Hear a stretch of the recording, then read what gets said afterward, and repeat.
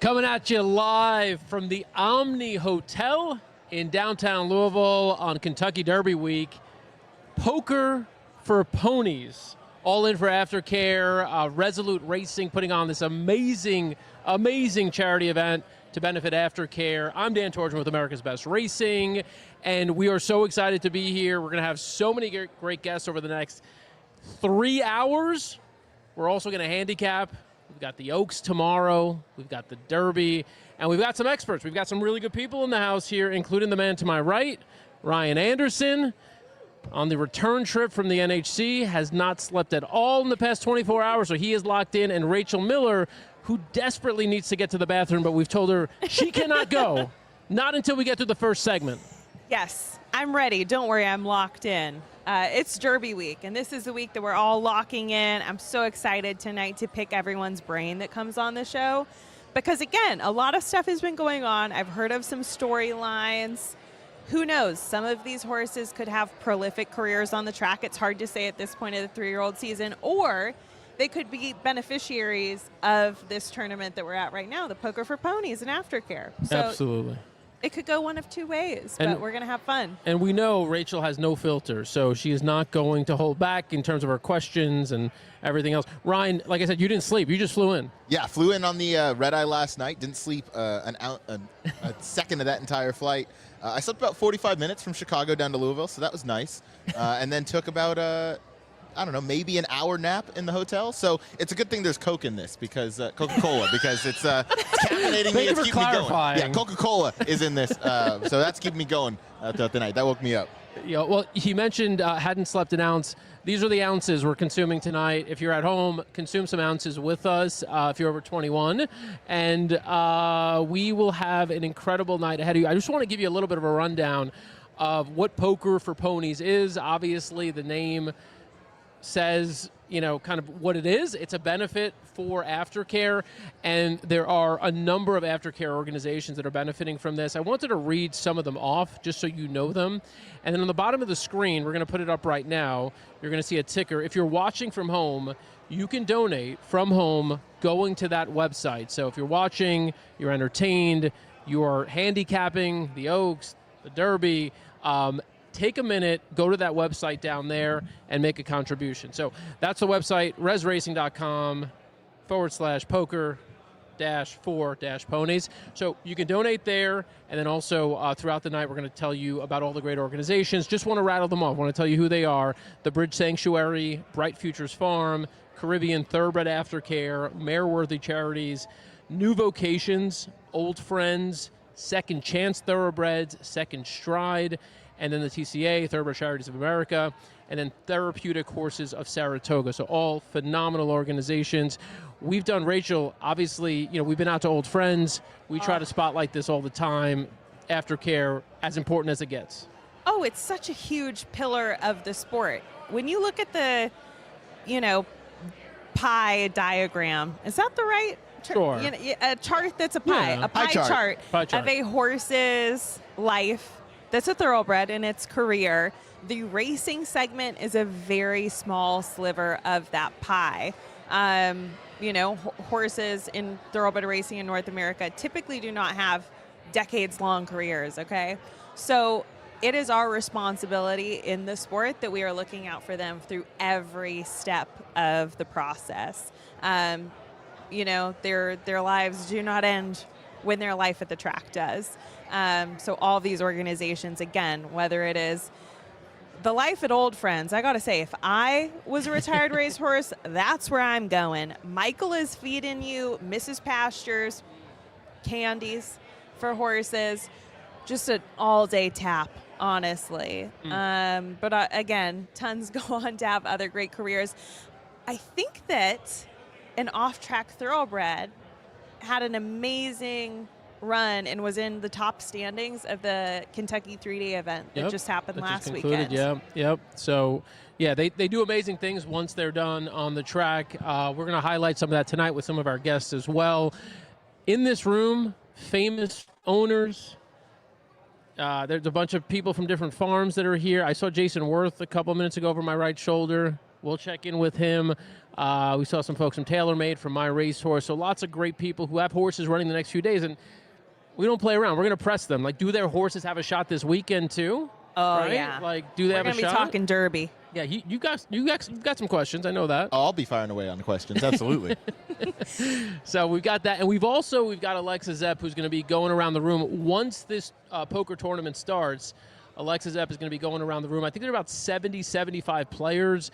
And I think they've already raised about $100,000, which is spectacular. So more money coming in.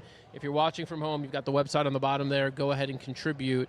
And as I mentioned, a ton of guests coming in. So this here for you, have you been to the Derby before? First Derby. Okay, so First Oaks, first Derby. Let's First time talk in Louisville. about that. First time in Louisville. Let's talk. First of all, you got to get the Louisville, right? It's like not Louis. Yeah, you got to remove Louis. This is going to be a Louis. huge topic, and it is every single year. Whatever celebrity they hire in to do the Riders Up call, Patrick Mahomes. Oh, he said, "Citizens." I can't even pretend to do a Patrick Mahomes You about to do impression. Riders Up? Kermit the Frog. Citizens of Louisville, Kentucky, and you get roasted. You gotta do a slow, casual Louisville. You know, like L-U-L. Yeah. Louisville. It took me a while to master it. When I first moved to Kentucky and I said Versailles, Kentucky to somebody, and they're like, it's Versailles. Wow, what a that was a canon event in my life in Kentucky, and Louisville's no different. So you got to master that. Yeah, I got to get better at that. I'm Derby. from San Diego, so I'm used to the L's, not doing much of the work. Optional L's. Optional L's. Did you handicap on the flight, or you done all your work before you got on the flight? Doing the shows for In the Money and for the Gallop Out on YouTube. All the work was done before I got on the flight. I looked at today's card for Churchill Downs, on the flight over here because I couldn't sleep. But all of the work for the Oaks and the Derby was done before getting on the plane. It was just really finalizing the plans for the weekend. All right. Well, we're going to handicap. We're going to talk the races this weekend. Obviously, it's a big part of why we're all here, right? It's Oaks and Derby weekend. Ryan and I, before we went live, we were just talking about some of our picks. I've got my pick 5 laid out for tomorrow and for Saturday. I've got a 20-1 shot or a 30-1 shot. I love tomorrow in the Oaks. I've also got a 15-1 shot I love on Saturday. And we're going to talk Derby picks and all the rest of it. So hang with us. But we also want to hear from you. Chat. Jump in. Who are you betting this weekend? Who are you excited to see? Get involved. Who's going to win the Derby? Who is going to win the Derby? Simple question. So jump in the chat. Let us know. You'll see your name at the bottom. And I should say, this poker tournament is going to start soon. So at this moment, we're doing something that's called filling. We are filling time until the poker tournament starts. But it's going to start soon. When it does, as I mentioned, Alexa will be going around the room with Alex, bothering people as they're trying to hide their cards. We're going to try to get the camera underneath to see what cards they have, and then we're going to go to other players and tell them what they have. There we go. I'm I sure love that'll go over well. And hey, this is great incentive to stay on, keep this playing in the background of whatever else you're doing. Dan, he won't say this himself. He's a modest guy. He's been on a heater, okay? When he's hot with the picks. And the last live stream that America's Best Racing did at Laurel Park a couple weeks back, we hit the pick 5 on the show. $4,600 live. So honestly, I'm locked in right now. Like, I don't want to get too cocky. I don't want to get too cocky. You would have been too cocky if you wore the fedora tonight. I know. But this There we go. baseball cap Rachel was is like, okay. you are not wearing a fedora at this event. Like, this is you're not doing it. A fedora after 6 p.m., honestly, I'm not going to lie. You guys watch The Office? You know, Michael Scott, when he wears a fedora, he's like, I'm date Mike. And it's just like, you're the worst version of yourself if you're in a fedora after 6 p.m. We all the need someone to sun keep goes us down. honest. We need someone to keep us Rachel will honest do that. all the time. Yeah. And Rachel, to you got anyone some, in this room wearing a fedora, I'm sorry. might have some chicken tenders over your shoulders if you want them. Let's What see what is you got this? here. Let's see. We got a little sampling of some of the food coming in. Okay. Oh, a crab cake. I did already have Oh. one of these. These are Oh, good. bring 'em Anyone over. else? Yeah. Dan loves a crab cake. Speaking of Maryland, The Maryland I need one in of these. him. This is absolutely what I'm having. All right, crab cakes. Can't wait for a let's go. live Ron, you want review. one? Yep. It's got a little tartar sauce on top. It's All right, ready to thank go. you very much. Cheers. Cheers. We need a nap. We don't need a napkin. Thank you very much. Are these pretty popular tonight? I'm sorry. I spun. All good, all good. I think it's a good time. Looking at the tray, there's only 2 left, so they are pretty popular tonight. It's a pretty good crab cake. I can confirm that. All right. What do you think? On a scale of Kentucky to Maryland, what is that crab cake? We're in a landlocked state here. Again, being in California, you got to kind of overcome your aversion to seafood in a landlocked state. Oh, yeah. Because I'm just like, I'm used to wondering where you getting were going this with that. fresh. I'm used to catching a salmon with my bare hands out in a river. But pretty good. That was a pretty good crab cake. I 100% agree. For us being in a landlocked state, that was a pretty good Liz, crab cake. come on. Oh, Unscheduled guest, unplanned guest. just come in. If you pop this in your ear in this ear, you'll be able to hear us. No, this is perfect, Liz, because I've been texting with your business partner, Brad, about a horse that you all might have gotten for an Oaks. Please tell us about Lovely Gray. Lovely Gray. Well, Mr. Portnoy is very excited about her. I think way. it's Having an Oaks I guess filly? I'm not supposed to be super politically correct on here, right? I'm supposed Yeah, to let it rip. fly, which is Yeah. what I'm pretty good at, actually. I would say it's been a really fun journey with Dave of trying to help him on his, like, what owner have we had in the sport in the history of horse racing that wants a color? Can you think of one? No, never. How hard is that? And again, for context, Liz Crow, Bloodstock agent, BSW Crow, Elite Sales, all of the. Did I cover the bases? You did a great job. You did a great job. How hard is it to buy for a client that only wants a gray? So I'll say, I don't know the percentage. I think it's like 8% usually of the catalog is gray. It might be a little bit more, maybe like 10%, let's just say. It took me a long time. Like when he first said it, I thought he was kidding, right? Because you're like, there's no way he's serious. There just can't be. But now that he's done it, I'm into it. Like I find myself like at the sales, I make a spreadsheet of all the grays, I rank them. I'm trying to figure out which ones I really like, but I'm not gonna lie, it's a little bit of like a mind F, I guess you could say, just to, not to curse on here. I mean, you could, but it's all good. Do you like the horse because it's gray, or do you like it because you like it? And that is a really hard thing to figure out as an agent, and it's taken me a lot of time to figure that out. And you're also stuck on certain stallions for the most part. I mean, you're stuck on Liam's Map, Essential Quality, Tappets sort of winding down, so you only have a couple Tappets. That can be really, really tricky too. I think Liam's Map's a good stallion, but he's actually a really solid stallion, but he can be a little bit soundness questionable. So, I mean, we saw Full Effort unfortunately pull out with a hind ankle chip. Solid stallion, worry a little bit about his soundness. Essential Quality's on the cusp, right? Has he made it? The Puma maybe this weekend makes him. He's chestnut, so we couldn't go after him. Oh man, Not in play. Not in play. But then we had Ted Nafi that we bid on, and we didn't realize that we were kind of getting into it, right? We underbid Full Effort. We bid on Ted Nafi. I think now we're realizing that, like, when we really like a gray, we kind of have to go all in. Well, if the ones that you were the underbidder on were in the Derby. Yeah, I try not to focus too much on that, and more like, okay, let's say you're an owner, and you're an owner, and I'm bidding against you guys, right? And like, I can only buy grays, but you can buy bays and chestnuts. So like, you get outbid, you can just move on to the next horse that you like that's bay or chestnut. I have to move I'm going way back down the draft board and reaching back for that second gray, which is like maybe past the fourth or fifth chestnut in bay.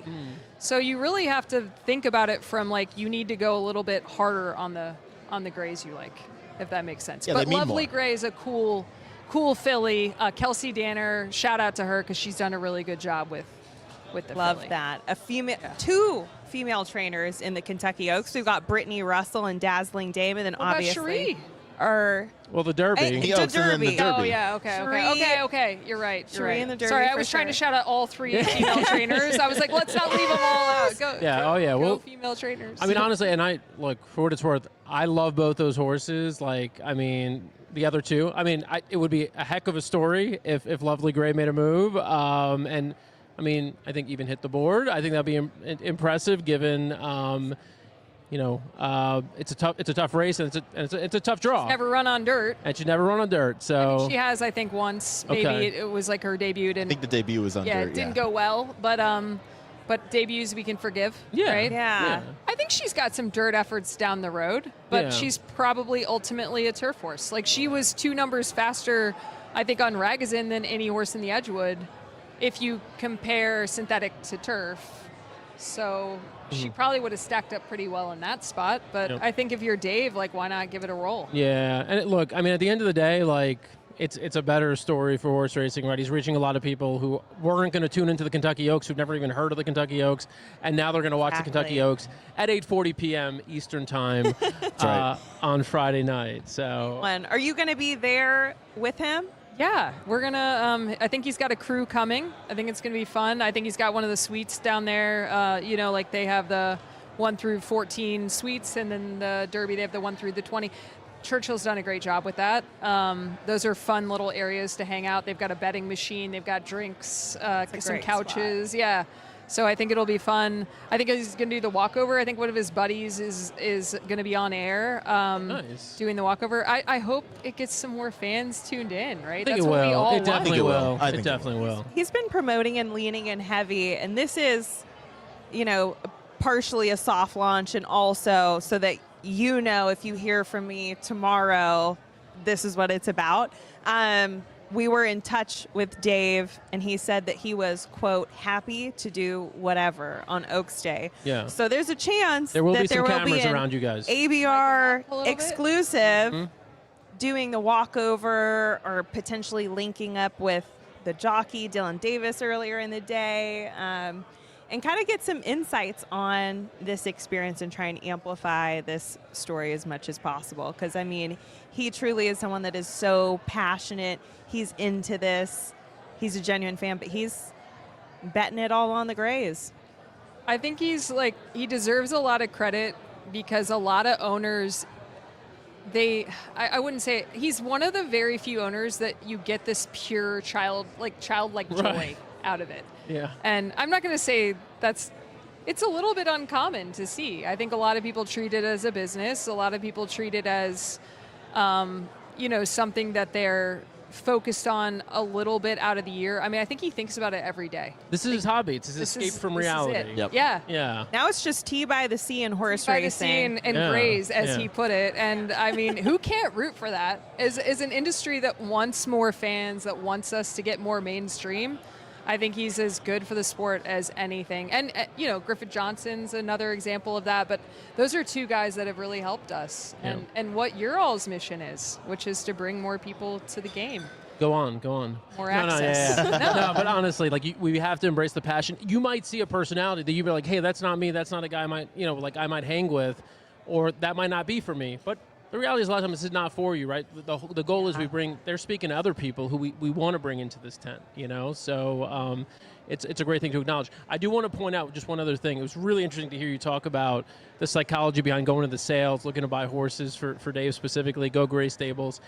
I mean, it is plausible that you could buy like a chestnut and like just bleach the horse, right? I mean, is that not is that not in play? I mean, We like to operate BSW Crow with integrity and honesty, and I don't feel that would align with our values. really? AI edit. Say he's not on site for an auction. You just send him an All the AI breezes in photo of black a and horse white. that you turn gray. So I do actually have a funny story. I bought Brad and I bought Miss Watermelon, who's a Kyra Prince filly that ran second a couple times in California, and she got an ankle chip. She's going to come back. She's pretty talented. We thought she was a turf filly. That didn't work out. Ran really well on dirt behind Baffert out in California. She was so dark when we bought her, he did not believe us that she was gray. And he was like telling, our team, like, go Photoshop like the picture a little lighter because she is gray. But we've gotten past that. Like Ewing, for example, was not quite gray enough. Oh my God. But we're past that now. Oh my We're gosh. in the very much it counts territory with the 8 to 10% that we have. I'm Yeah. like, you got to give us every grade, and he's very. But I say it like I'm complaining, and I just want to be really clear, and not because I'm on air here, but just that I think it's really cool because I do think it's different and it draws attention. And we need that so badly. Oh, yeah. And so when I first was doing this with Dave, I was so, like, I had my, feet in the mud. Like, I don't want to do this. This is dumb. This makes no sense. I want to buy good horses. I don't want to think about the color of the horse. And now I have completely 180'd it to be like, this is good for racing. This is cool. People are following this. And this is a positive and also fun. I don't know. There's something really fun about it. It is. Everyone loves the gray. Bet the gray on, what is it? Gray in the mud. Gray on a rainy Gray day. is the Saratoga mist. I think it's good, and I'm glad he's doing it, and I'm really thankful to be a part of it. I love that. And a great way to challenge yourself professionally, too. Yes, I would say it's been a challenge professionally. We flew across the pond just to shop for grays at Tattersall's. We have a couple Havana grays coming along at Paul Sharp's stables that we're excited about that are doing really well. And we bought a gray Siuni colt. I get excited when I see a gray by a stallion that's not gray, because then we get to get outside of our comfort zone a little bit. Like maybe an Into Mischief that might be gray. You're like, yes, out of a Taffet mare, something like that. It works. So, yeah. Just in the comments, people are talking about, people talk about grays. People love grays, like Sandman last year. You mentioned Griffin. People do gravitate Great White to making his way into Great the Derby. White. People are obsessed with him because he's gray. We literally, I texted Rachel the other day. We posted this great video like the night before. It had like 10,000 views. I texted her. I was like, you just posted this 3 minutes ago on Great White. It already has more views because people were just so into it. They love Gray it. with the white face too. Yeah. I feel like it's like the double whammy, Oh, yeah. We just bought a really cool essential quality filly at the April sale that's very white. And we got a video of her out in the field today, and I was like, we're going to post this on Twitter. It's going to get 1 million views in 5 minutes just because she's a lighter gray. Yeah. Well, that's a big part of, you mentioned Griffin Johnson. A big part of that was Sandman looking how Sandman looks. Big, flashy, gray colt. Yep. So easy to spot him. When it's me looking out at the field at Contenders, again, I'm lost any other morning at the track unless it is Derby week where everyone has a clearly labeled saddle towel. Especially when it comes to the bays, I'm like, man, I'm lost. But it's a really easy thing for, again, the casual fans to kind of latch on to and hone in on. Oh, yeah. But It makes it easier to gravitate towards a horse when you can see that horse stand out very clearly among all of its other competitors. in a field of 20, Yeah. especially on Saturday. Like at Keeneland when you have the same color saddle towel. Oof. And you're trying to, that's Don't tough. get me started on that. And so even in my Derby prep, I'm watching replays. I'm like, please don't be one of these races. Please let me be able to identify all these horses. By the way, if you're in the chat, I want to thank Gary Miller, who just donated there. You got the website at the bottom. If you want to support the cause here, Poker for Ponies, and support Aftercare, you got the website on the bottom. Thank you, Gary, for your contribution. While we've got you here, we're going to let you get back to the party. Just speak to the importance of supporting this specific cause and Aftercare. Know it's something you're passionate about. Yeah, I think we've. I don't want to say we're behind the times, but maybe we're a little behind the times. I think every thoroughbred deserves a home when they're done racing. I think we all think that, and I think we do a good job of it too. So I want to say that while we have improvement and strides to make, I do think we do a pretty good job of it, probably better than the general public thinks we do. But we need to keep moving forward. We really need to be able to say when a new person comes to the races, every single thoroughbred that runs that you see today has a home when they're done running. Yep. And being able to say that confidently, I think, would go so far with fans and make us all feel really, really good about where we are as an industry. So that John's doing this, big shout out to John Stewart and Resolute, because it's Thursday night of Derby, and here we are, and we're supporting the animal. That's why we're here. We all love horses. That's why I got into it. It's probably why all of us got into it.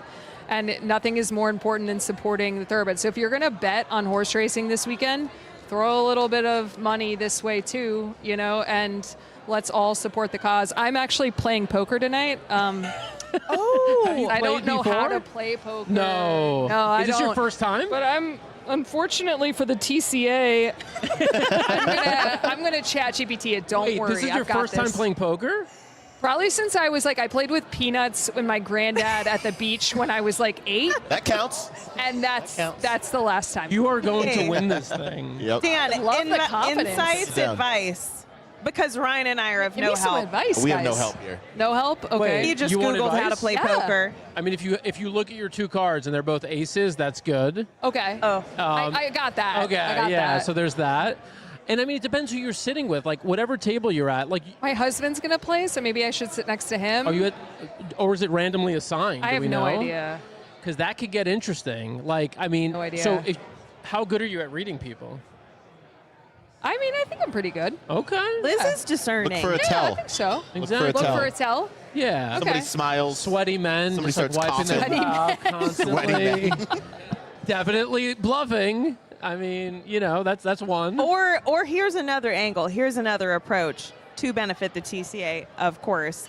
Alexa is going to be on a rover cam interviewing people at poker Okay. tables a little later. All right. So nice. if she goes and sees somebody else's cards, She can help me out because it's just for a They- good cause, Liz right? said about integrity and all that. We've whatever. bypassed that. This We're now is just first looking at other people's animal, cards. damn it. Right. this is Aftercare. These are good lies. These are good lies. Good little tricks and workarounds. I appreciate it. I Can we appreciate discuss it. derby picks real quick before I leave? Yeah, that's what I was Please. going to say. Please. Last thing, give it to us. Oh, I have to give. Okay, I saw Emerging Market gallop out after his breeze on whatever day that was, Friday, I think.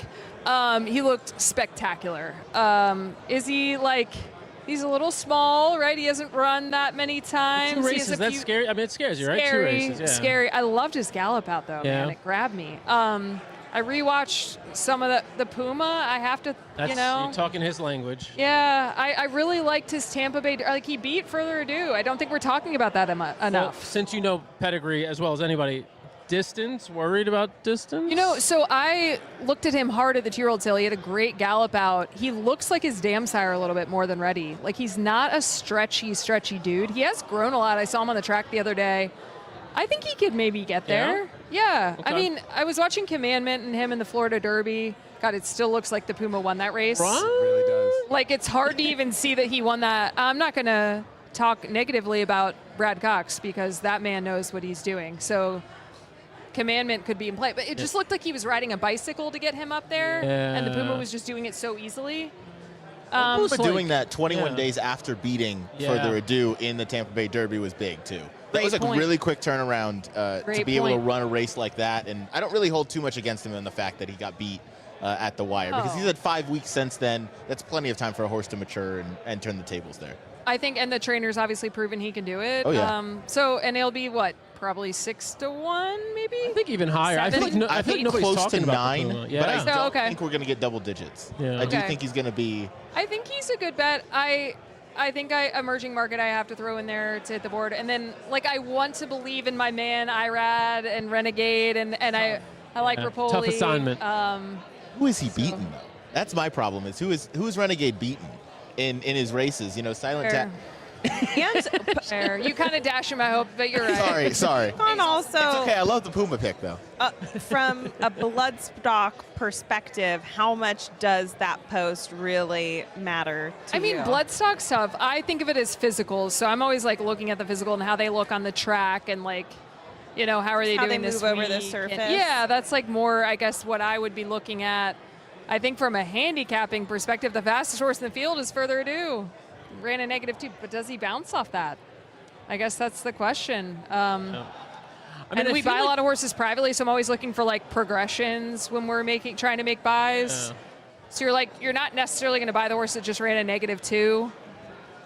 Like if he was available for sale, which he's Right. not obviously. But you know what I'm trying to say. Yeah. Like You if want he the ran- horse that provides value, and if you run a Yeah. -2, you have no value. You want the You're gonna horse be that just over. paired the number and is looking to move forward. Right. And I think who is that in the field? Is that Chief Wallaby? Kind of commandment. Yeah. Yeah. He's paired up those 200 buyers, Yeah. and he could take a step forward. Chief Wallaby's done Yeah. the same. It's funny how much buzz I hear. So much buzz about Chief Wallaby, like so much more than the Puma, or even Further Ado. I feel like everyone's. And then on the international markets, like Chief Wallaby's like 7-1, 6-1. Like I mean, How he's much probably of going to be that- third choice, second choice maybe. Yeah. It's Do crazy. you think a lot of that has to do with the fact that it's the Bill Mott Jr. Alvarado couple think I it's think Mott. so. last Yes. year? I And- totally agree with you. And people trusting the blinkers move only because it's Mott. Like if it was Yeah. anybody else making this move, they'd be like, "Oh, that's a bad sign." But it's like Mott knows what he's doing. You know, Brad Cox has not outright won a Derby yet, which I think is like almost criminal for how good of a trainer he is. So maybe this is his year. Maybe we just need to be like, here you go, it's your year. Like A bet couple of those shots. two. He gets them ready. He does. He Yeah, a gets them couple of ready. good shots, yeah, for sure. From experience, he's tough to beat. All right. Go enjoy the party. I will, Go figure yeah. out. Go win this thing. It's good to talk Go to you figure out how to guys. play Talk to you. poker. Please, I'm going to go chat GPT it over there. There you go. It was great talking to you guys. Good luck this week with your picks. Thank Well. you. Thanks, All right, Liz. Crow coming in. Best. Thank you. Sean Nolan in the chat, by the way, just donated, inviting everyone else to donate. Please use that link on the bottom of the screen. All of this tonight put together by Resolute Racing, and the leader of Resolute Racing, the man at the very top, is John Stewart. Alexa is standing by with him right now. I am. I got the man of the hour here, John Stewart, Resolute Racing and Racing for Rescue. John, thanks for throwing this event. Absolutely, yeah. It's a fun event. We look forward to it every year. What inspired you to put this event on? You know, when I got into the industry, I really didn't understand the problem with, you know, the horses and, you know, the kill pens and that whole situation. And a lot of people in the industry told me it wasn't real, like it was a scam. So I hired a private investigator to investigate for like 6 weeks. And like he got his windshield smashed in, people shot at him, you know, like real issues. Wow. Yeah. And so, and then I got this big farm. So, you know, and then I got, you know, my daughter and Chelsea are big hearted. So they started, you know, rescuing all these horses and we started getting them on the farm. And I'll tell you, to see those horses the day they walk in and to see them like a month later and how they just, you know, they come in and they're afraid of everybody. They know they're in a bad situation. They come to the farm and, you know, we revitalize them. It gives me more pleasure than winning a grade 1. It's really something special. And so, you know, it's something that we all connect around and the passion everybody in the industry has for the horses. And, you know, we're just trying to raise awareness. So the first year I announced it with like, you know, like, I don't know, it was like a, you know, 2 or 3 week notice and we raised $100,000. Wow. And then last year we raised $500,000. Wow. So, you know, we're just trying to open it up, get more players, get more awareness and helping a lot of these aftercares with their budgets. Well, I commend you for seeing an issue and actually doing something to make a difference. Now, you chose poker. I've heard you're a good poker player. Give us a little history on that. You know, I mean, I like to play, you know, poker with my buddies and stuff. And, you know, it's something people like to do for fun. So I always make sure I don't win. But the charities are the real winners. And so, you know, everybody's doing it for them. So you know, it's a good time. And, you know, social, Derby week, everybody's excited to be here. A lot of people are just coming in. You know, we got Jason Worth, the baseball player, and he brought a bunch of his team in. We got Will Walden and some of the trainers and, you know, different people coming in and, you know, some of our partners on horses and some of our friends. And so, you know, we're taking we have 180 guests going with the Derby with us. And wow. Yes. And so, you know, we got a lot of those folks in town and they're supporting this good cause and it's just a lot of fun. That's incredible. That's a crew. Yeah. That's a lot to organize. Do you want to shout out to your team at all for organizing all of this? Well, I want to shout out to my daughter, Sarah, because she runs the whole marketing department and her team does a fantastic job. You know, we just came off doing the brunch with the babies just a few weeks ago. And so it's a busy time for them.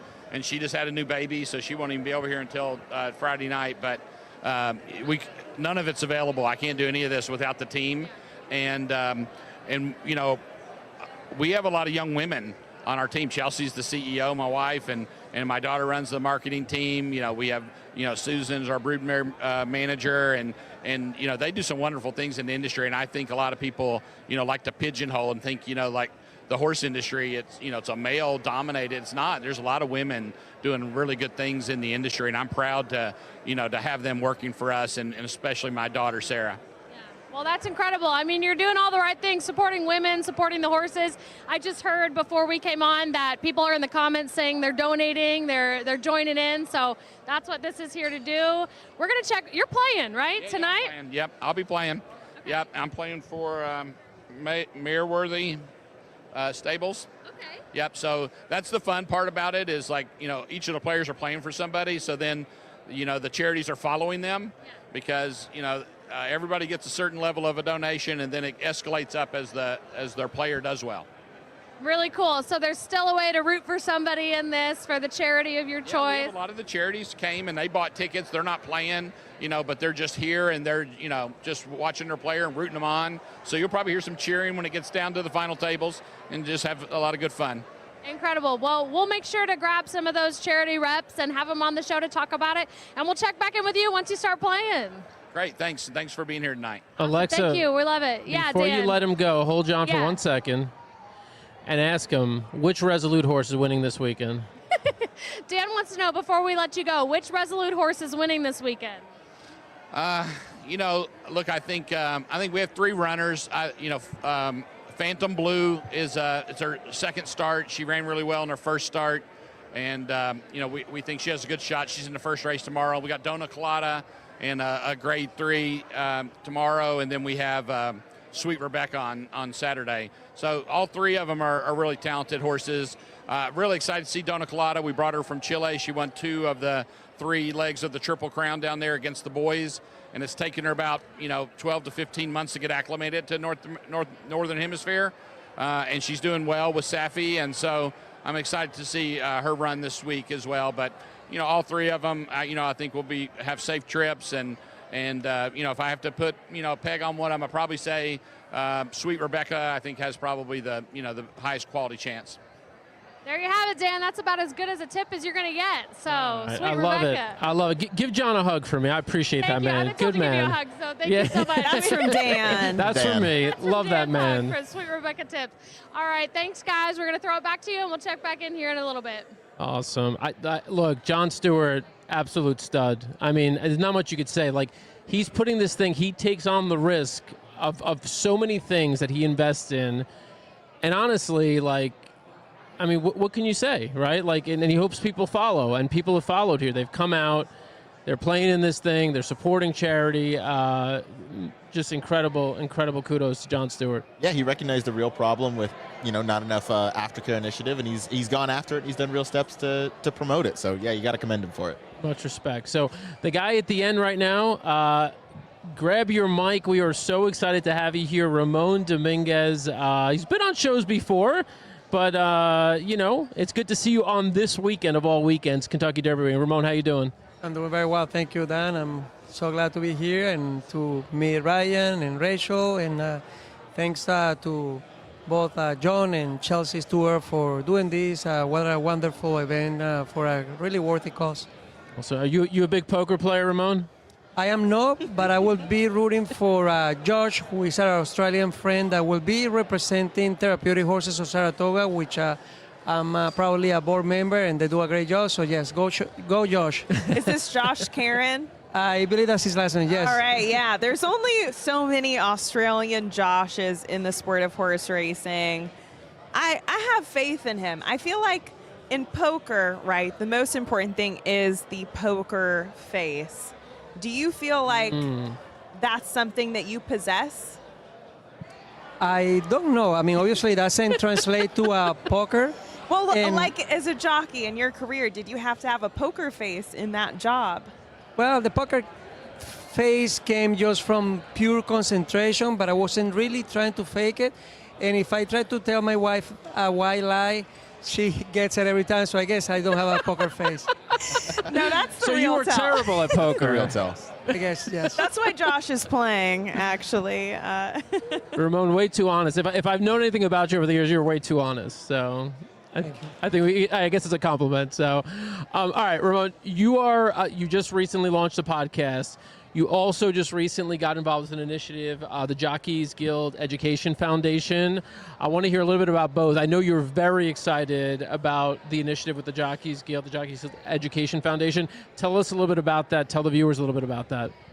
Yes, it is an initiative that is an educational opportunity for jockeys created for them to provide them with not only an opportunity to have scholarships at no cost, but also the support needed because Part of the problem with the profession, being a jockey, and I know firsthand, is that most of us, not to say all of us, have to start when we're really, really young, and we are at a fork where we have to decide between formal education, continue taking classes or going to school, or focus on our career and continue to train to become a jockey. So as time goes on, and hopefully you have a successful career as a jockey that you enjoy, but the reality is, especially being an athlete, by the time you're in your 40s, you're already whether forced to retire or thinking about retirement, and then what? There is really no plan B in most cases, or the options are within the sport, but really nothing that is very well structured. So here we have an opportunity to provide the support for the jockeys to do this while they are still active, or for the ones who have retired to also be able to take some courses or some classes, and equally important to come with the support of somebody who is a professor from University of South Carolina, who will be with me firsthand helping these jockeys and stay with me because we're going to be visiting some of the tracks, but she's incredible, bilingual, so yes, I'm super excited about this. We should call her out by name. Yes, I'm sorry. Yes, her name is Gabrielle Kunsley, and she's amazing. She writes sometimes for different publications. I believe that she has written for you guys. Yeah, we love Gabby. We love Great. Gabby. Gabby and her son. Yes, wonderful. And Gabby is a borderline genius. She will never agree to this, but She's a confirmed genius, not a borderline. She speaks 5 languages. She has written books, and you will never know it because she's so humble and incredibly smart as well. Yeah, no, it's wonderful, and I mean, again, part of it is like you said, you were in that position, like your career as a jockey, that was chapter 1, and then it's okay. Now what next? You experienced it firsthand, but also understanding that a lot of the riders coming up now, right, and also maybe moving into that period of their life when, there's that question, what do I do now? It's such an important thing, and there's so many issues in every industry. But this is one, we talked about John Stewart locking in on Aftercare. This is one you locked in on, is like, this is something we need to address. Wonderful, yes. And one thing also, when I think about the overall opportunity here, there are many different facets to this where there are some jockeys who perhaps are in a great position given their trajectory in the sport, that they have been able to save some money, and maybe they already have a plan B. At the same time, there are opportunities here to maybe take some classes in financial literacy or maybe communication to be able to really do better when it comes to talking to the trainers, jockeys, or owners. So I think this is overall an amazing opportunity to be more prepared in life in general. Yep. All right.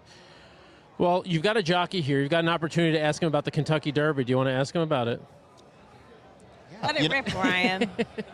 This is who's itching to talk about his opinions in the Derby horses. Okay. Absolutely, but from a jockey's perspective, if you've had a horse that ends up running in the Derby and you've been able to see the horse progress through his 3-year-old season, and oftentimes we see these top-end jockeys ride multiple of these Derby contenders. How difficult is it to kind of make that decision which horse to end up on? Yes, and unfortunately, I was never in that position. I didn't have many horses to choose from, although I was extremely blessed with my career and having a lot of opportunities. So I did feel a little bit, it's a great problem to have, but I feel a little bit bad for somebody like Ira Ortiz. Yeah. Not only did he have 3 horses to choose from, he had 3 top horses. Yep. So I can tell you from his perspective without talking to him, just because his agent, who is, in my opinion, the best, was my agent for the last 13 years that I rode. And I think that his relationship with, his name is Steve Roshin, is similar to mine, where we trust him so much that Steve really makes the decisions. He has amazing tools in terms of computers, and also a very keen eye to pick horses. Perhaps for this, maybe it is more a collaboration between them. But sometimes the decision, perhaps, again, not in this case, but sometimes the decision is an easy decision to make. It becomes fairly obvious the horse that you want to choose. And in this case, I'm also thinking while I'm talking that Ira's input is also important because he has ridden all these horses before, and I'm assuming that the one that he chose is the one that really got his attention. Having said that, by the time that when you have to make a decision, there are factors, very important factors that you don't know yet, like post position. In this case, he didn't draw a great post, but still you try to kind of. What do you think, Ramon? Like, would you, if you're in Irad's shoes, is there any moment of regret in that? I mean, if you had to be honest, is there a moment of like when you see the one post, you're like, oh man, is there a moment of like? Knowing Irad and knowing how positive he is, I don't think that crosses his mind because he is just right away thinking about, okay, what is going to be my strategy here? If scenario A takes place, how am I going to do that? And how I'm going to maximize the chances? Yes, I need to say ground and I need to say horse. My horse is pretty kind. So he's already sort of strategizing a scenario. But ultimately, when the gates opens, the horse and the placing of other horses sort of determine what direction he goes. It's sort of like playing chess. I think that good chess players sort of have maybe a plan of opening wise. Couple of steps ahead. Yes, they're thinking but about. then as things get going, they kind of have a sixth sense of where they're going to position or how they're going to. And same thing will go with Iraq. He's not going to be really overly obsessed about post position one. He's already envisioning, how am I going to win this race from this post position? I think that's what makes him so great is he doesn't worry about what he can't control. He'll see the post position, he'll just adapt to it, and he'll make that plan based off wherever he is. Yes. Adapt to react. So, and again, we didn't mention the actual horses that he had to choose between, but that would be Commandment, Renegade, who he ended up picking, and Further Ado. Yeah. So again, those are highly, highly talked about horses. We actually interviewed Irad out at Keeneland. We just posted a video yesterday, actually, of him talking about winning this race. He says he doesn't even let himself mentally go there of thinking about winning the Kentucky Derby because he's like, it's just too much for me to think about. I can't even process that. From a jockey's perspective, because again, Irad is undisputed the top jockey in America, and he has not won the Kentucky Derby, and he's won about everything else. How hard is it to win the Kentucky Derby? Well, again, I never won the Kentucky Derby, so Pretty damn hard, then. Which is actually like astounding, by the way. Right? Like you were like for a solid 10 years. I would say you were the best rider in the country. It shows how tough it is. And it's insane that you didn't ride the Derby. yes, and it's really no an easy thing to do this, regardless if you have a lot of business or you are the number one in the standings at the moment. I mean, you figure oftentimes it's 20 horses running, and it's a very difficult race also, Rachel, because it's a race that often decreases. You have the most qualified jockeys, but they lose it that day. They sort of cross the line, giving the tension. You have 20 horses going into the first turn for the same position. Everybody wants to save ground.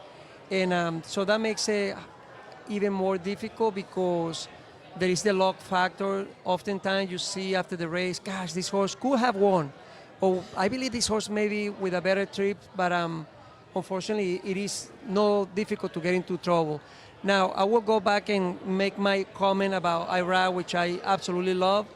I think that he definitely chooses not to think about the race, but I'm sure that he can help it. When he's at home and he has a long time, he's contemplating what is it like to win the race, and he probably has won this race many times in his mind, which is, I think, is great to be contemplating, the scenario that you want to conceive, yeah. Visualize. Yes, visualizing it, yes. This is a key theme of the other project we touched on, which is your podcast, right? Among Champions. I want to talk more about the podcast, but we're not going to cut you short. We're going to give you plenty of time to think of it. So we'll give you a second here. Alexa's standing by. If you could hang out with us for one moment. Alexa's standing by with one of... Are you with a dealer? I'm with a dealer, baby. I'm with Melissa. Melissa, how's it going? Pretty good tonight. How about you? You know, I can't complain. I'm sitting in a power position here. We've got all the money. All right, give us a little tour of these chips. So every player is going to start out with $10,000 in chips. We've got these fancy yellow chips that are going to get you $1,000, and then you got some purple and black. They're going to be different denominations. You have one chance to buy in again. If you lose your chips, you're out. And then we're going to get smaller and smaller until we get down to a final table and find out who is the best poker player of them all. Wow, the stakes are high. I didn't know it was only one rebuy. One rebuy, that's all you get, one chance. No endless chances here tonight. All right, tell us, how did you get this dealer gig? My husband, actually. I met him at the Breeders' Cup in 2017. He was at an event similar to this, and I sat down at a table, and he charmed me into doing it, and now I do both things. One of the things that we do is have a farm, and the other thing that we do is these casino events. So you're a horse girl. I am a horse girl. All right, tell us a little bit about your horse life. I have a dual horse life. One thing I get to do every day that I'm so proud of is I get to give tours at Mill Ridge Farm and tell people about the great things that we do in the industry. And the other thing is I go home at night and I get to take care of 10 horses, 5 sport horses, 5 off-track thoroughbreds, and we just keep them. They're retired. They're all old guys that just live a nice little life on my farm and eat grass and sleep their nights away.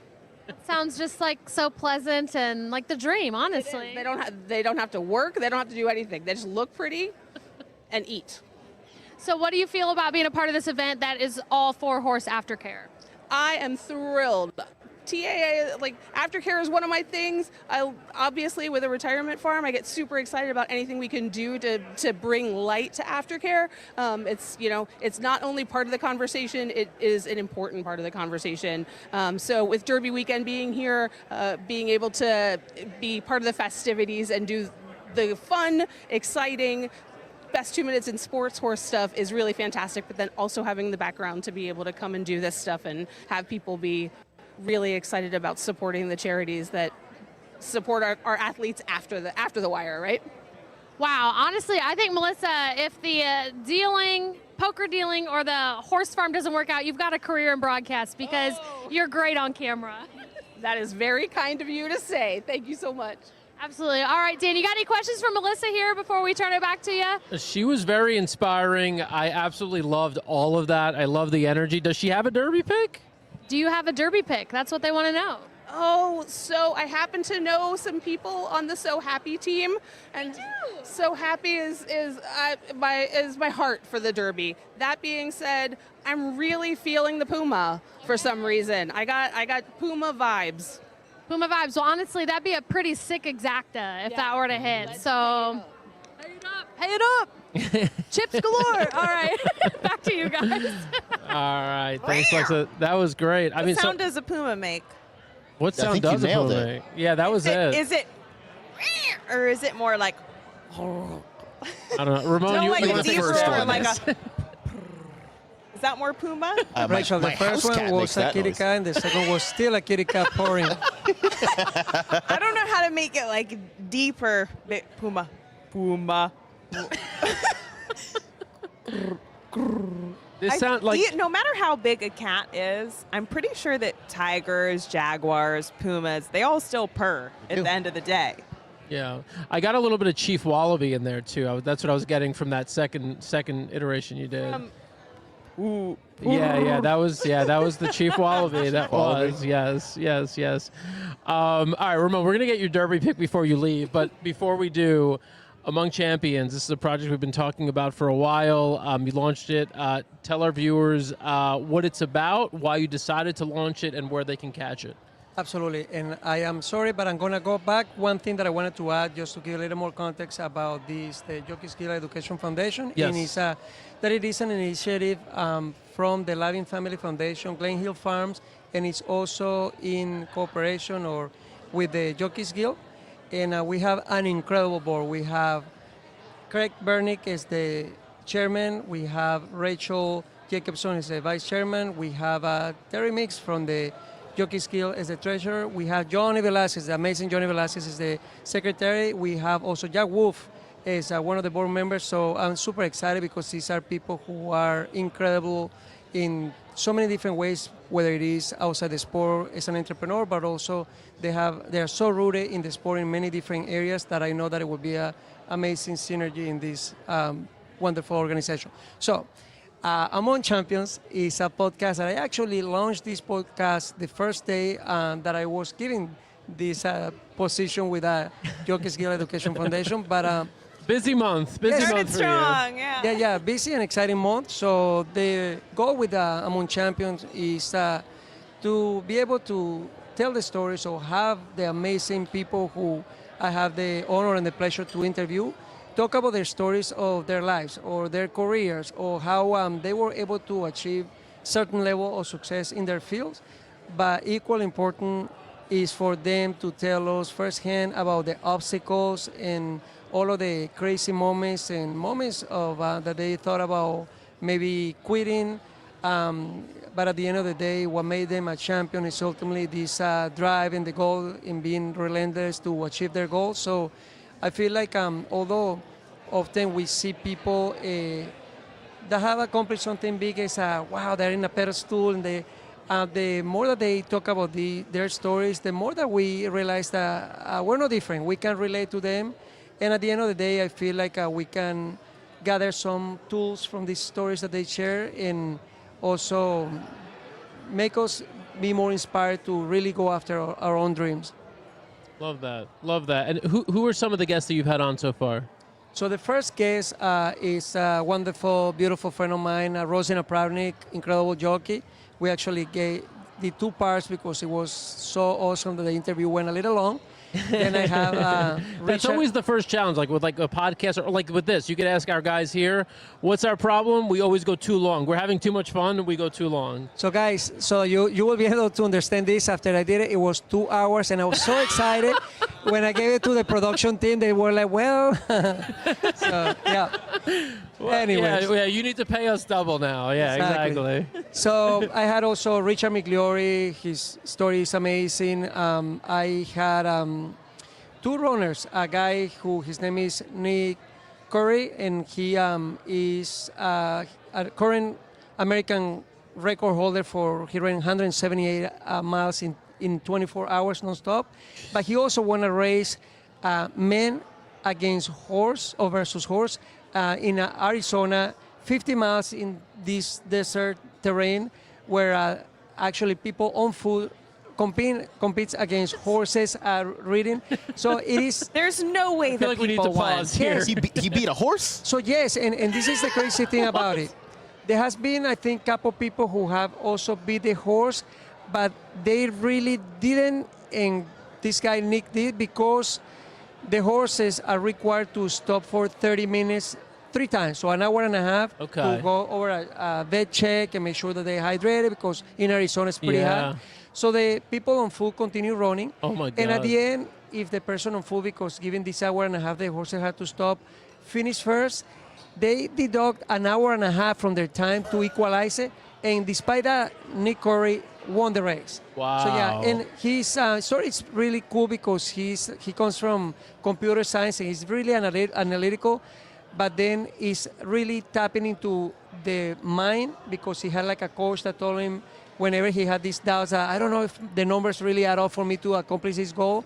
And he got like a mantra and tools that were able to really propel him into accomplishing these goals, but it was more on a mindset. And the other person is another runner who I totally admire, and he's an American record holder as well for the 15K. But his story, he was for 15 years extremely sick. And I went to see a doctor that told him that he had Lyme disease, and now he's unstoppable. So yeah. Wow. And it's cool. I know a part of what you were thinking going into this was, yes, I want to tell horse racing stories, but I also want to reach audience beyond horse racing through the stories of these like top level athletes who have these, incredible, journeys of, overcoming the odds, or also just fun digging deep. Outrunning a horse. Yeah, outrunning a horse. Like, I don't even know, like, how do you even characterize that, right? The goal was to also reach audience beyond horse racing, right? That's absolutely right. And even outside sports, I have some entrepreneurs, friend of mine, that they tell me about how they build their empire, and in the beginning is nothing pretty. It's like really moments of despair. So I think that most people really have ever at one point or another thought about starting their own business. So I think that by hearing this, they will also be able to learn some things that will be beneficial to them. All right. We've got in the chat here, just want to mention, there's some people saying hi to you, and also Griff Shark, who said hi to Ramon, said, my donation is in. Support Aftercare, folks. So you've got that link on the bottom of the page, resracing.com/poker-for-ponies. This is the event, Poker for Ponies. We know that it started a little while ago. We're going to check in with some of the players. Alexa's going to be out there interviewing the players. Ramon, we want to let you get back to the party. Before you do, we're going to ask you who's winning the Derby. But also, where can they find the podcast? Sure, the podcast is Among Champions, and they can find it on Spotify, they can find it on Apple Podcasts or YouTube. And who is going to win the Derby? I have to give a disclosure. I am awful handicapping. Having said that, and maybe I'm a little biased, but I'm friend with all the jockeys.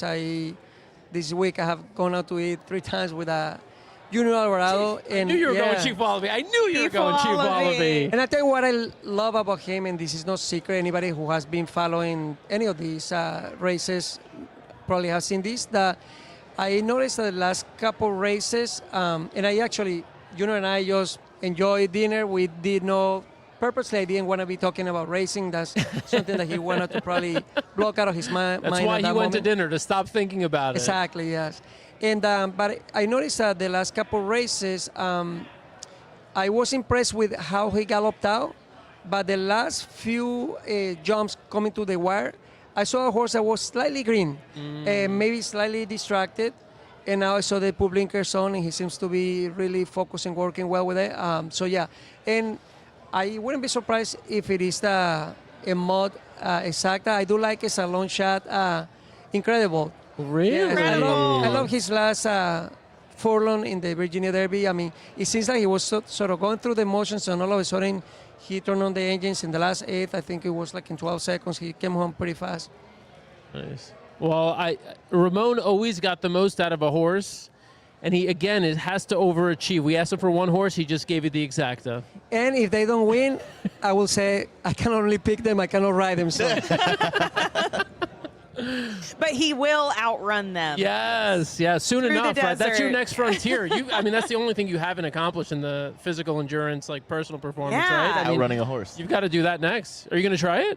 I don't know. Maybe the guy invited me. He says, I would like to have you in. So yeah, He's maybe. considering I know it. he's considering it. Right. The guy just won like the ultimate Ironman competition. I mean, of course he's considering it. Look at him. Look at his Yeah. eyes. He wants it. I think that you could. What breed of horse is it? We forgot to ask. Is this an I asked him, Arabian? and he or? didn't know, and that's exactly what I say. Is it Arabian? Because I know they have a lot of endurance, and he didn't know. So to go back one step, I don't know if to feel complimented or or that I'm not really that stupid. I'm like, yep, I can do that. It was and I'll go for actually it. a Shetland pony. Oh, that'd be funny. That's so good. Well, look for Ramon. Whatever sort of impossible task you expect, look for Ramon to be right there and listen Among Champions. I also enjoy the clips that you're putting on Instagram. I see them all the time. I stop for them.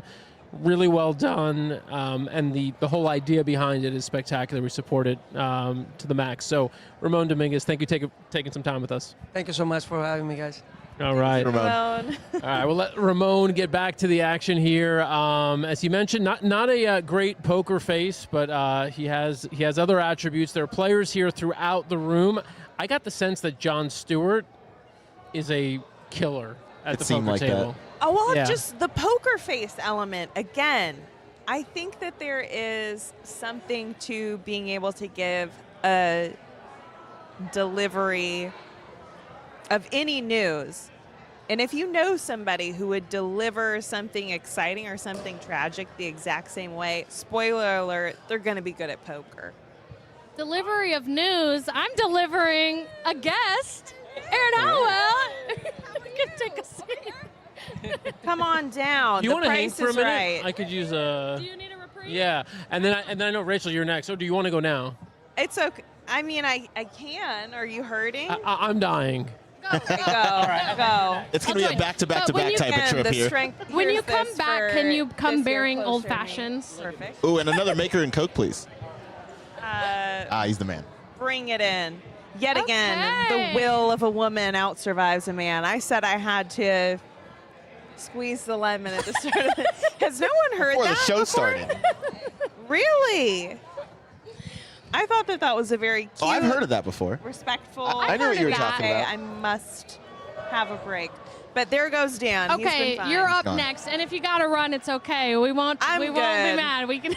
I got a strong willpower. Well, Aaron Howell is joining us from TCA, Thoroughbred Charities of America. Aaron, Hi. thanks for being here. Well, thanks for having me. What a surprise. I know, Lord. right? Okay, so tell us a little bit about what you do. Sure. I am the executive director of Thoroughbred Charities of America, and we are a nonprofit organization here in the thoroughbred industry. We're a grant-making organization, so we provide funding to organizations in our industry that are working in both thoroughbred aftercare as well as providing health and human services for backstretch and farm workers. That's awesome. So what does a night like tonight, the Poker for Ponies and everything it supports, mean to you all? It's wonderful. We certainly appreciate all the support from Resolute Racing. They're phenomenal people and bringing so many great organizations together. We certainly appreciate all their support and all they do for aftercare. It's such a fun environment here, and just to be around all. I've met some of the players that are playing on behalf of TCA tonight, and they're just here to support us and support all the organizations. So we're grateful for everything that they can do for us. I believe Liz Crow is playing for you all. She is the first one that came on the show and chatted with us, and she said, sorry, TCA, I have not actually ever played poker before. So we tried to send her off with a couple tips. We said, Alexa, that you would help her. Maybe if you could peek at some cards around the table and feed that information back to Liz to Surely. benefit TCA. I like that. I'm all for cheating for charity. Yeah, you know what? Let's pull up Chat GPT and ask She said Chat. she was Yeah. going to do. She's like, I'm going to chat GPT how to play poker. like that. I'm going to That's submit my perfect. cards. I did 2 crash courses, so I've actually low-key spent a lot of time in casinos in a prior life, but it was always blackjack, and I actually don't know poker, and so I did 2 crash courses on YouTube today, 5-minute courses each on poker, and I'm now an expert. And I didn't think it was fair to bring that kind of heat in here and play. You know? Sure, yeah. I'm going to be the observer Well with the played. mic. Yeah, I We were couldn't just do that, talking you know? about how John Stewart is probably really good at poker. I would assume so. He looks like he'd be a good poker player. You know, the poker he's playing for Mareworthy, another great organization. So Yes, what was his name? I just met him from that organization. his name is Kyle Rothfuss. He is the head of Mareworthy. And Mareworthy is an organization that is dedicated solely to providing aftercare for broodmares, a very important population in our industry. And Kyle does some wonderful work, and John Stewart is playing for Mareworthy tonight. I love that. Where is Mareworthy based? Are there multiple locations? Right now, they're just they have a farm outside of Lexington. Okay, I was going to say that is the capital and epicenter of obviously all breeding and where a lot of broodmares are at. Yes, it is for sure. Yeah, TCA is a little different. We have grant recipients across the country. So in 2025, we had 98 grant recipients throughout the United States. So ours are kind of far and wide, but yes, Mareworthy is headquartered there in Lexington. And how many TCA charities in total? You said last year, so we haven't made our 2026 grants yet. We'll be doing that later in the year. But last year we had 98 charities that received a grant from TCA, and that's not only in the aftercare category, but backstretch and farm worker organizations that work to provide health and human services like ESL classes or food pantries, things like that services for backstretch workers that they might not otherwise have access to, medical clinics, dental clinics, things like that. So TCA supports a wide range of those organizations, and last year we granted just over $1.1 million to 98 charities. I love that. Massive. Incredible. Thank you. I mean, I think that, again, we've tried to touch on this at the start of the show, but the fact of, and you probably know far more about this than I do, when we're talking about the whole piece of the pie that is a thoroughbred's lifespan and how big of that slice is racing and everything that goes into Right. the entire rest of their life. Right. Yeah. On average, thoroughbreds can retire from racing usually around age 6 would be average. And, think that a horse can live to 25 or 30 years old. They have so much life ahead of them after racing. So it's really in our best interest as owners, as their trainers, to set them up in the best way we can for their second careers. And the best way to do that is retire them while they're still sound. When they're able to go on to be hunters or jumpers or dressage horses or Western pleasure horses. Thoroughbreds are so incredibly versatile. They can do anything, but we just have to give them the opportunity to go on and do that and move into their second careers. They're so smart and intelligent and very eager to please. And I think anyone that has ridden a variety of different breeds of horses knows that and understands kind of the difference. Were you following along at all with the Kentucky 3-day event and any of the off-track thoroughbreds there? Yes, there were. So the highest placed, it was really exciting. So there was the horse called Artist. I don't know if you watched it all, but Artist finished first in the dressage on Friday, first in the cross country on Saturday. So it all came down to Sunday, which was the show jumping. Mm-hmm. And unfortunately, he had a few rails down. So I think he ended up 6th or 7th overall. But that's, an off-track thoroughbred at a 5-star event. That's a super high-level event. So we were all so very proud of Artist. Yeah, it was great. And I didn't know, what was another drink has appeared in front of me. Great, beautiful. Would you like? I'm okay, thank you. What was this horse's history on the track?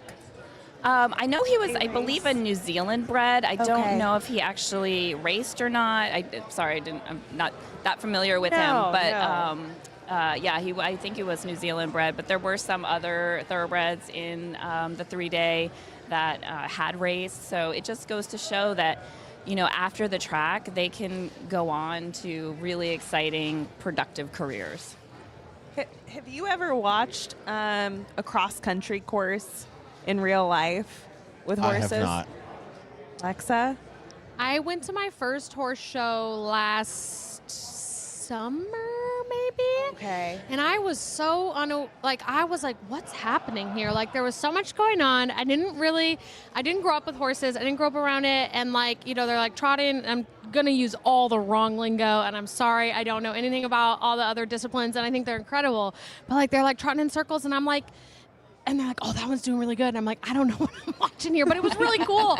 And no, I have not seen a cross country, but that sounds thrilling. Well, it is essentially, the speed that a thoroughbred goes on a racetrack, they are going that speed at fixed objects. So how cross country is different to show jumping is that all of those jumps are solid, often made out of logs. There's water jumps. There's valleys that are filled with water. It is truly some of the most insane, mind-boggling. I saw a photo from, I think, the recent 3-day event where, the horse was jumping out of water. Yes. And I was like, that sounds wicked crazy. And they go down. Yeah. So, they start at a jump, goes down, down, down, and then they climb back up out of it.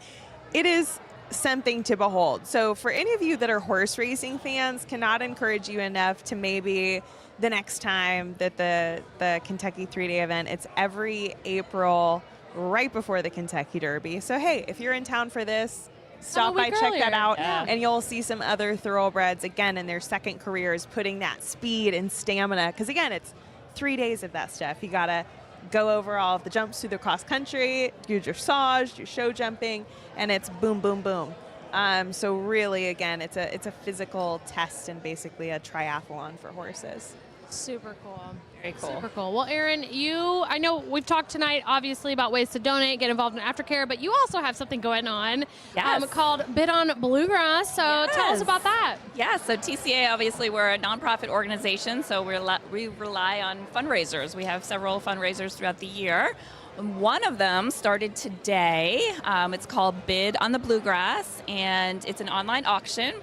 You can find a link to the auction on tca.org, which is our website. There's also a QR code on the top corner of your screen that you can scan to get to that now. Thank you. You're like a magician over there. But yeah, we have some really super cool items in Bid on the Bluegrass, some really neat like racing experiences, boxes at Keeneland. We have a package to the Epsom Derby. Yeah, I know, right? Or the Derby. Do I say Derby or Derby? I'm not sure. Yeah. Also, Derby related, don't you have halters from a lot of the Derby horses? We have halters that were worn by the majority of the Derby contenders. Right. So yeah, it's interesting. We have this auction every year, and just before Derby time every year we see a spike in the bidding of the Derby halters, and then after the Derby, there's the spike goes up just on one halter. Yeah. The winner, of course. So get in while the bidding good. continues for how long then? Through Sunday at 2 p.m. So yeah, you've got some time to place your bids, and all of the money, all the proceeds are for TCA. That's a relief because I really want to check out those halters, and with the broadcast happening, I was like, I don't know if I'm going to have time to do this, but now I know it goes long enough, so that's good. So yeah, scan the QR code on the screen, get involved, get some cool racing memorabilia, and support the TCA. Yeah, that would be great. Yeah, it's a really fun way for people to kind of take a piece of Kentucky home with them or into their homes, because there's some really unique sort of racing memorabilia and racing experiences in the auction. So we're going to let you go here and get back to enjoying the night in a moment, but we can't let anybody leave without asking the $1 million question. And you might know what this is going to be. Or the $6 million question. Oh, $6 million. Oh, good one. Oh, is the purse $6 million this year? 5. Five. Oh, is it 5? I think thought it was it's 6. Ryan, fake news. The $5 million question, who is winning the Kentucky Derby? Oh my gosh, that's a hard one because I was collecting so many of those halters this week, so I did get to see many of the horses, but I gotta tell you, this is in absolutely no way my pick, or I don't know, I have no idea if he's gonna win or not, but I stood next to Great White today. Oh my gosh, what a gorgeous animal. He is beautiful. He's huge. 17 too. Yes. At 3 years old. Big horse. It was, wow, yeah, he was something. So maybe Great White. He's getting a lot of positive traction. At some point here, I'll go through and read. There's been a lot of sentiment on social media. Again, remember, you're in the chat. You can talk to us. Send us messages. We will see them. Drop your Derby picks, your Oaks picks, your hot takes. All right, Great White. I like it. He's a popular one because he just looks so imposing. He does. He looks like a Lives up winner. to his name. Yes. It does. Which I like. I like it too. Well, there Thank we you. got it. All right, if Great White wins, that halter's going to be pricey. So we love to see it. All good for Aftercare. Aaron, thank you so much for joining us. Thank Thank you you, for Aaron. having me. Absolutely. Appreciate it. Awesome. Aaron. Whew, wait, I have missed so much because I've been out there wandering. Who's your top pick for Derby? Have we gone over that? We haven't yet. I think, well, first, we got to have the build up to Oaks. And I know, so I have some merch on hand to support Ryan's decision. So, Ryan, give us the breakdown. Counting stars right here. Love that. Look, coming off of 2 really strong performances in the Fantasy and the Honeybee after a no-show, I think I would say, in the Martha Washington. She's built on those 2 efforts so well, and she's really progressed. And if she's sitting on another big step forward, or even just a repeat of what she ran in the Fantasy, she's going to be so tough in here. And this is a really tough field in the Kentucky Oaks this year. I think you could pretty much make a case for all of the runners in the race to have a legitimate shot at taking the race down. And I do think Counting Stars provides the best value at 8-1. And I think she's the best filly right now. And I think that's what you want. Well, I love to hear it. I'm on Team Counting Stars. We actually have a feature with West Point about Counting Stars that we can go ahead and show you. Counting Stars, she likes to train. I mean, she loves it. She just wants to go out there and like show off her stuff and like, hey, look at me, this is what I can do, this is how fast I can go, pay attention. And when she can't do that, she's just sitting in the stall on her walk day or rest day. She's not a fan of it. She wants to show off. Bone in the press upon my soul. I don't need to play big group coming to support her at the Oaks and also all over the world. We actually have a partner who is getting married in France on Derby weekend, and they've ordered Counting Stars decor to use in their reception at the wedding. So she's going to have support from everywhere. We're really excited. Speaking to the partner experience, I remember Counting Stars debut race at Churchill and getting to attend that with a big group of partners and watching her come down the stretch, and the celebration that started even before we got to the winner's circle was just absolutely epic.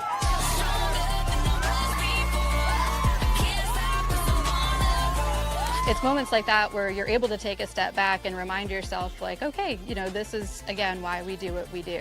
Personally speaking, in my time with West Point, this is the first horse we've had the opportunity to run, so I would just be over the moon for all the partners and, you know, incredibly grateful for their support and being able to reward them with such an unforgettable experience.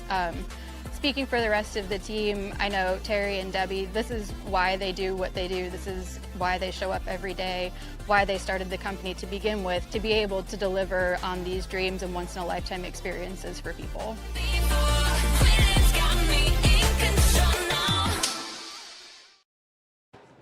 Super. Yeah. You're back. Yeah, sorry. I'm just always talking. I'm sorry. No, Go I'm ahead. just the official bathroom stand-in. Rachel's gone. I'm here for a couple minutes. It's an essential job the puzzle. tonight. Yeah, thank It you is. so much. You're welcome. I'm here for it. It's a long show. Give us. So now we're going to interview you. Yeah, Give okay. us a I'm little here. lay of the land. Who's in the room? Who do you still need to interview? So there's a lot of people I need to interview. You know, once we get through all these Russian Okay. breaks, I'm going to be out there bringing you the moments from the room.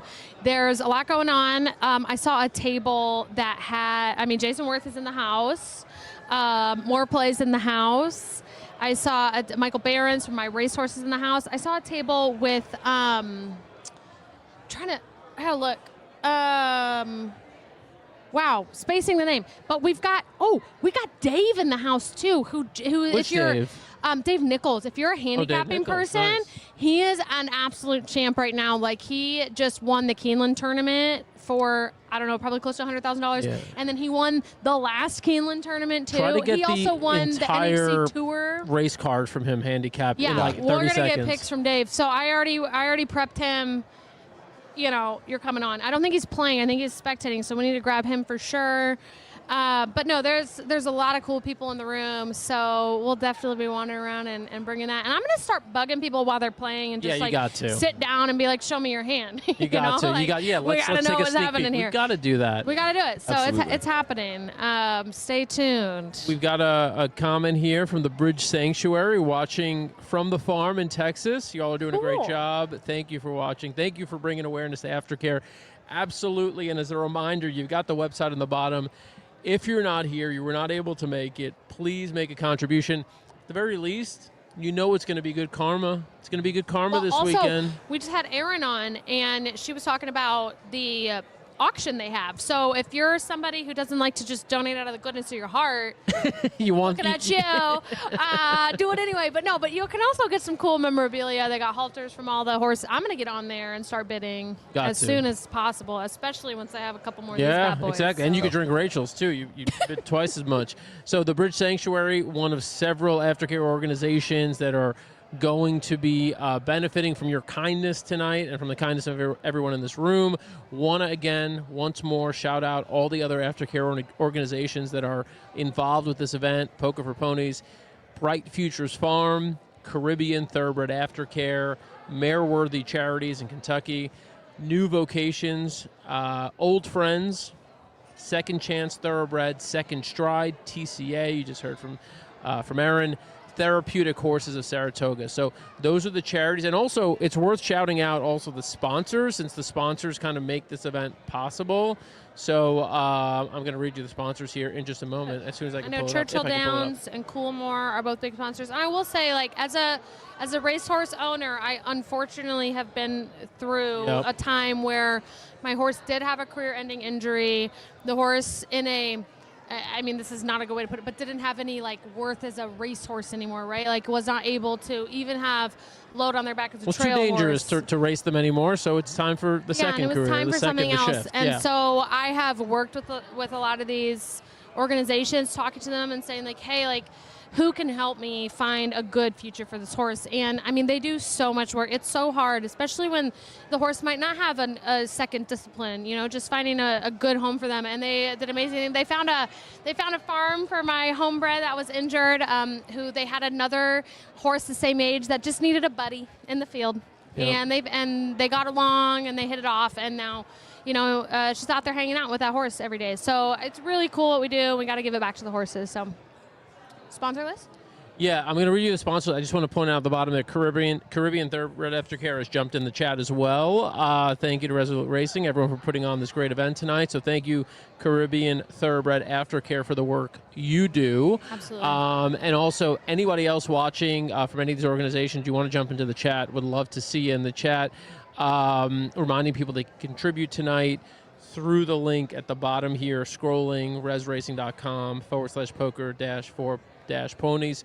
The sponsors here who made this event possible, in addition to John Stewart, who I've already professed my love for tonight. Whatever. I think he's amazing. I know. Are there cookies back here? Well, that's a half-eaten cookie. Half-eaten cookie, exactly. And the other half's on the table now. The sponsors, you see Coolmore on the bottom left. You see Churchill Downs on the top left. Others who are here, I saw Frank Taylor in the building. Taylor Made, Slabby Racing Stable, Phasic Tipton, Keeneland, My Racehorse, Airdrie Stud. Shout out Brett Jones. Love for those folks out there at Airdrie. And again, if you're watching at home, please continue supporting. Ryan, you so sporadically you're being asked for your picks and your thoughts. While Alexa's here, our other contest player, our handicapper, our pro bettor, this is as gambling centric as we're going to get tonight. Okay. Make the case for the Oaks and for the Derby to Alexa. Well, we just talked Oaks, so maybe just talk Derby. Okay, so scratch that. I missed that. Go ahead, talk Derby. For me, for the Kentucky Derby this year, I do think it's a little bit top heavy with those top contenders. But I still think that you're going to be able to get a price on whoever you love. To me, it's between two. It's between Commandment and the Puma. And it's really all going to come down to value for me. And if they're the same price on the win end, I think I would lean towards Commandment, just because I think his body of work speaks a little higher than the Puma's does. Yeah. But I do think if the Puma is a couple points higher in the odds board as they get closer to post time, I got to take a flyer on the Puma. I know the trainer's done it before. Javier Castellano has won it before. Obviously, they teamed up together with Mage. He's won it before. Can't argue with the bangs either on that horse. The bangs. Absolutely not. And go to our Instagram if you don't know what I'm talking about. That horse has some sick bangs. Brian, real quick. Yeah. On the Puma, and specifically looking at the Florida Derby as a key race. Yeah. Obviously, the other horse, Chief Wallaby, is the horse that comes out of that race as well. The Florida Derby's produced more Derby winners than anything. Is that a big part of the reason, or specifically you're looking at numbers, the times? What is it about that race? And you mentioned they beat other horses. I mean, we know the Puma beat Further Ado as well. Is it that race, though, that kind of makes you think, yeah, that's the race I'm just going to keep going back to? Well, so it just so happens that the Florida Derby comes, and the path to the Derby through Florida comes up so tough every year. We saw Sovereignty and Tapan Street face off last year. Obviously, Tapan Street had a minor setback and missed it, but they went back and forth in the Fountain of Youth and the Florida Derby. We've seen that path be the hardest and the most trying, and I think that's kind of what builds the Kentucky Derby winner eventually, because you have to be tested and tried, and you have to be able to maneuver and overcome some adversity. I think with Further Ado, who's another top contender, he raced at Keeneland. He blew the doors off that field, and he won going away, and the second place finisher we don't see in the Derby in Otinho. And then you go down to the Arkansas Derby this year, where Renegade obviously won very impressively, but he beat Silent Tactics. Silent Tactics not running. Taptastic, who finished third, is in a maiden race because he hasn't broken his maiden yet. So you can't really quantify how great that race was. The Santa Anita Derby, in my opinion, is the second toughest race. You had Patente and So Happy. I like hearing that. I think the West Coast horses are going to be overlooked a little bit. You're going to have Bob Baffert at least 15-1 in the Derby, and Patente, I think, is a real threat to pose a bit of an upset in terms of the West Coast runners. I like So Happy as well, but I do think the path to the Derby through Florida has been the toughest. You've had the Puma, who's a measuring stick. He lost to Chief Wallaby on debut. He beat Renegade.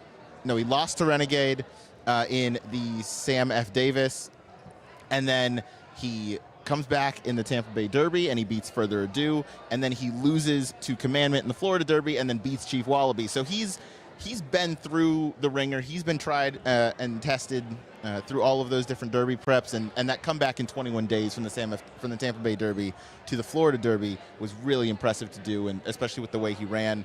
And then Commandment, his 2 wins in the Fountain of Youth and the Florida Derby, he was able to maneuver a little bit in the Fountain of Youth when Irad got him down to the rail, and you were able to see him kind of accelerate through the gap and really fight onto the wire when Chief Wallaby had a better trip.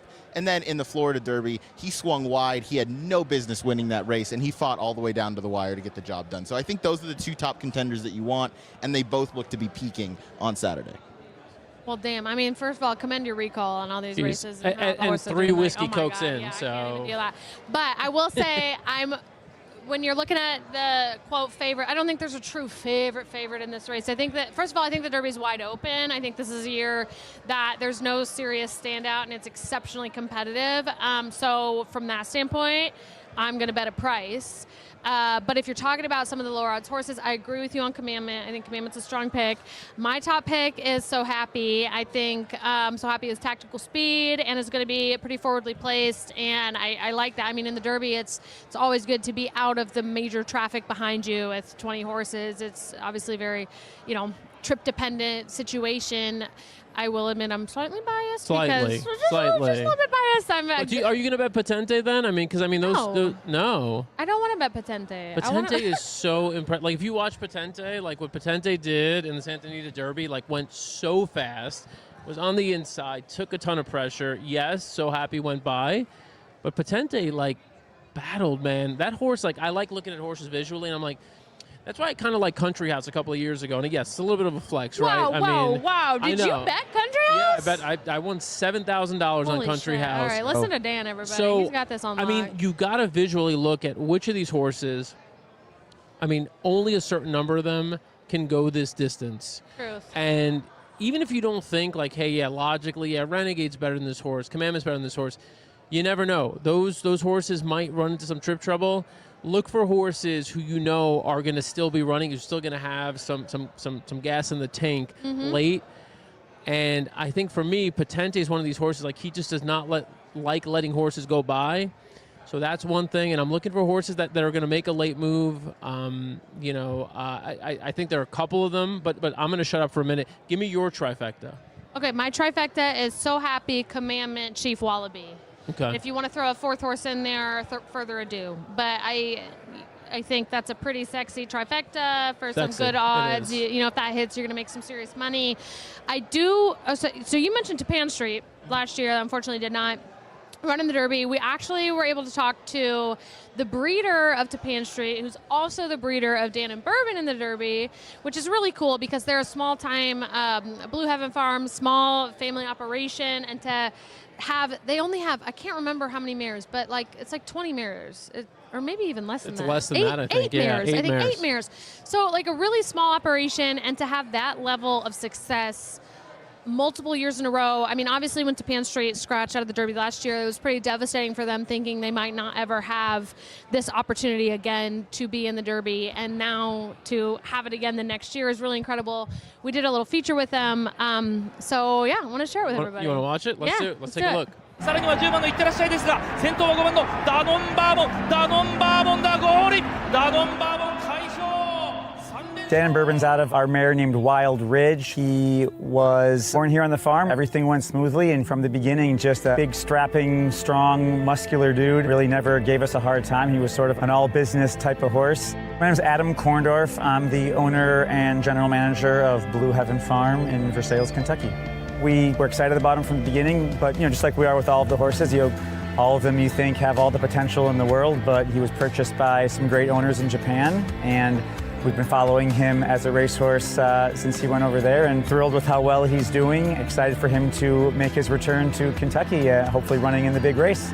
Last year, we had a horse named Tapan Street. Yeah, obviously devastating for us that he got hurt the week before the race. For a small family operation like ours, you never know if you're ever going to have a horse in the Derby, and then to get so close, but to have it slip away was devastating, and you can't help but think that even if you do great, you may never get that chance again, because a lot of stuff can happen between now and then. The fact that he's 3 for 3 and to be here just merely 1 year later to potentially have another shot, it's something that never thought was possible. So we're hopeful and excited and just feel incredibly fortunate to possibly get this chance again. I think it'll be great to watch and just can't wait for him to get into that gate and give us a thrill, hopefully.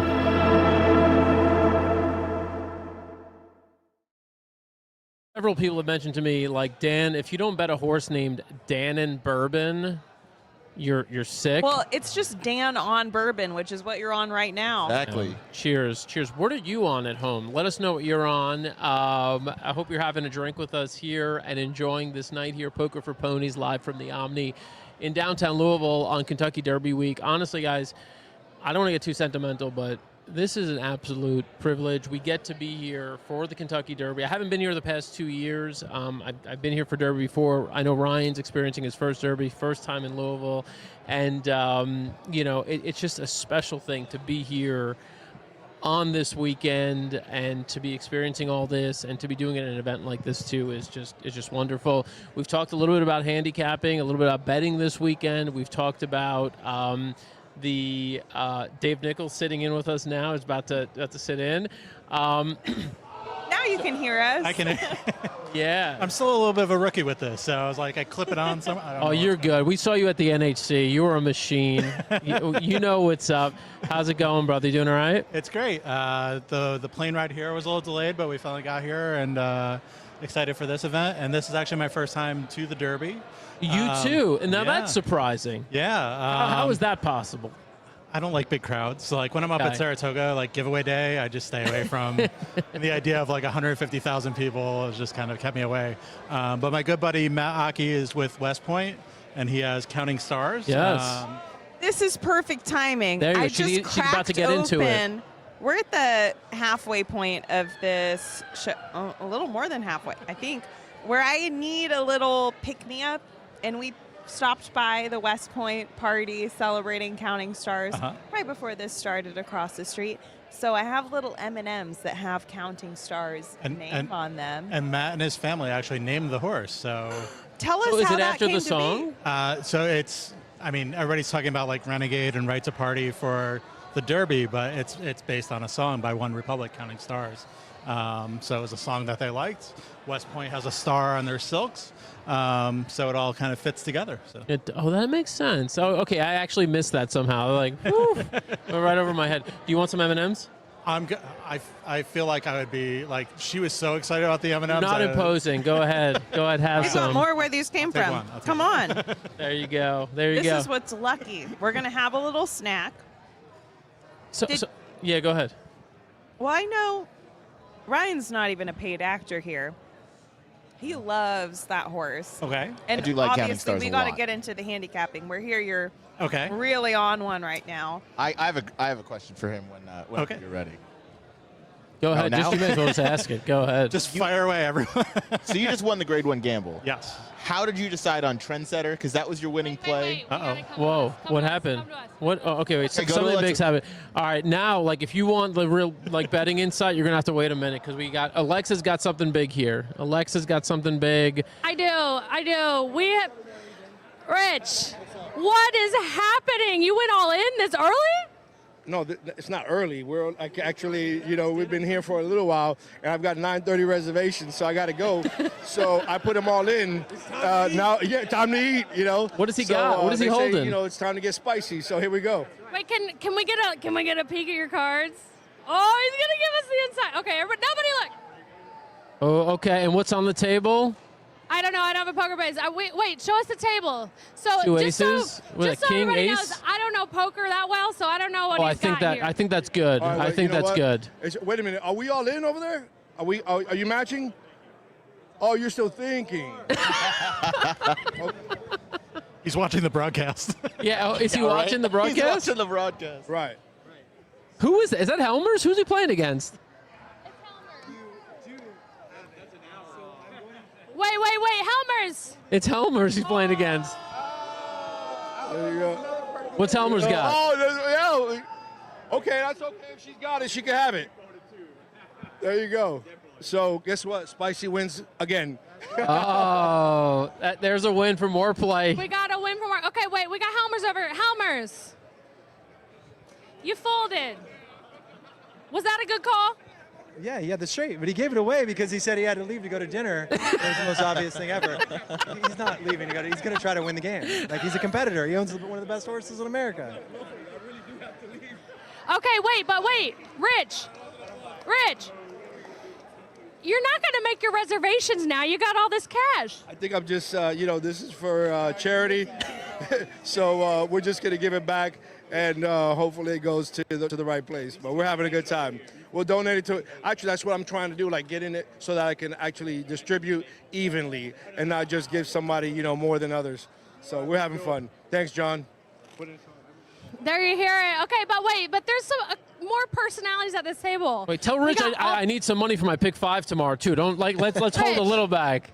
Dan needs a little money for his pick 5 tomorrow. If you can hold a couple chips back for him. Yeah, I got you. I'm gonna hold a couple. How much?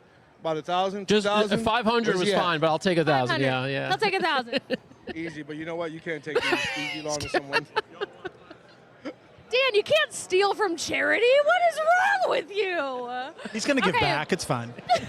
Yeah, he is going to give it back. Okay, but I'm telling you, this room is filled with serious people. We got Will Walden over here. Will. Yes. How's it going? It's going okay. Yeah. That was the most defeated okay I've heard in a long time. We're about to kill it this hand. They're all smoked. No, I just stack them in one singular pile so it looks really high. It's actually not that many chips. Is that you're folding already? Oh man, that's how the night's going. How's everybody else doing? How's Father John doing? Father John. I think everybody's doing pretty good. It's a good environment in here. No, this is great. This is awesome. They put it on. It's for a great cause. Super happy to be. Ask Will how much Rhetorical is going to win by. Sorry, say that again? Ask Will how much Rhetorical is going to win by. How much is Rhetorical going to win by? Ooh. I knew the poisonous questions were going to come out. 2.5. There you go. There you go. Answer, we love it. And then obviously we know last year you're here, Bless the Broken. Take us back a little bit to that moment. Yeah, I wish I was training her tomorrow in the La Troy Inn. I wish I still had her. But no, I mean, look, last year was great. It was, it was a lot of publicity that the barn needed, and that filly, she ran her eyeballs out every single time. She did it last year, so I'm the #1 cheerleader rooting for her on Friday or Saturday. She in Friday, Saturday. Tomorrow, right? Tomorrow, Bless the Bloke Friday. at La Troy Inn, yeah. But no, she's an incredible filly, and yeah, we're lucky to be back with Rhetorical this year. Absolutely. All right. Well, good luck to you with Rhetorical. And I hope you get some better hands here for the poker and you get a couple stacks of those chips. I need some more yellows. Yeah. Thanks, Will. All right. There. Back to Dave, the true betting champ. All right, let's go. Well, now we're gonna get back to. Well, now there's nothing on screen. What is this? Can anybody hear us? Are we still around? Where did our video go? There we are. Alexa cut the feed. Yeah, she's like, I mean, that was a high mark. So let's maybe leave it there. All right, you were gonna. Okay, go ahead. Dive in. So you won the Grade 1 gamble with a big play of a 32-1 shot in the Lexington Stakes into a horse that I liked as well in West End Kid, and I think was a very logical one. What made you decide on that being your move to go kind of win the whole thing? Because the amount of that double was not super high, and we typically see, these tournaments won by whether it's an all-in win bet on 1 or 2 horses, or some doubles that will just 2-3 extra bankroll, and you have this slow build. You said F that. You went with some monstrous double, and it ended up paying off. What was the thought process behind that? F that is usually the thought process most of the time. So the funny part of that is one of the horses I really wanted to play all day was a horse called Decisive Win that was running in that race. And at the beginning of the day, he wasn't scratched. And around race 3, they announced he was scratched. Yep.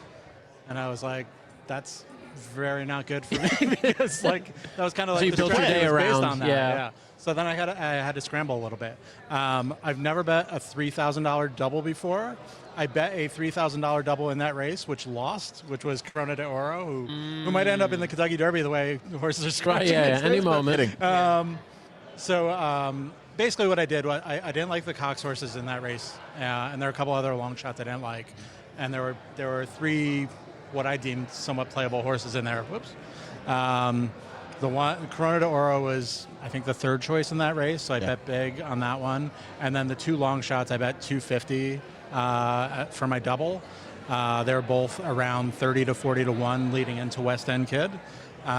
So most of the race, I was actually rooting for Corona de Oro, who was leading until the stretch. Right. And then, sure enough, there's this horse looming up to the 2 pace setters, and I was like, oh, that's my other one. That's good too. so coming down the stretch, I was like, hopefully the horse in the middle doesn't get there because that would be heartbreaking. But it was one of those things where I had enough money at that point to kind of spread a little bit in that race. Like you said, like the horse in the last race just seemed very logical. Wasn't going to be a lot of money there. Right. So I tried to play some big doubles.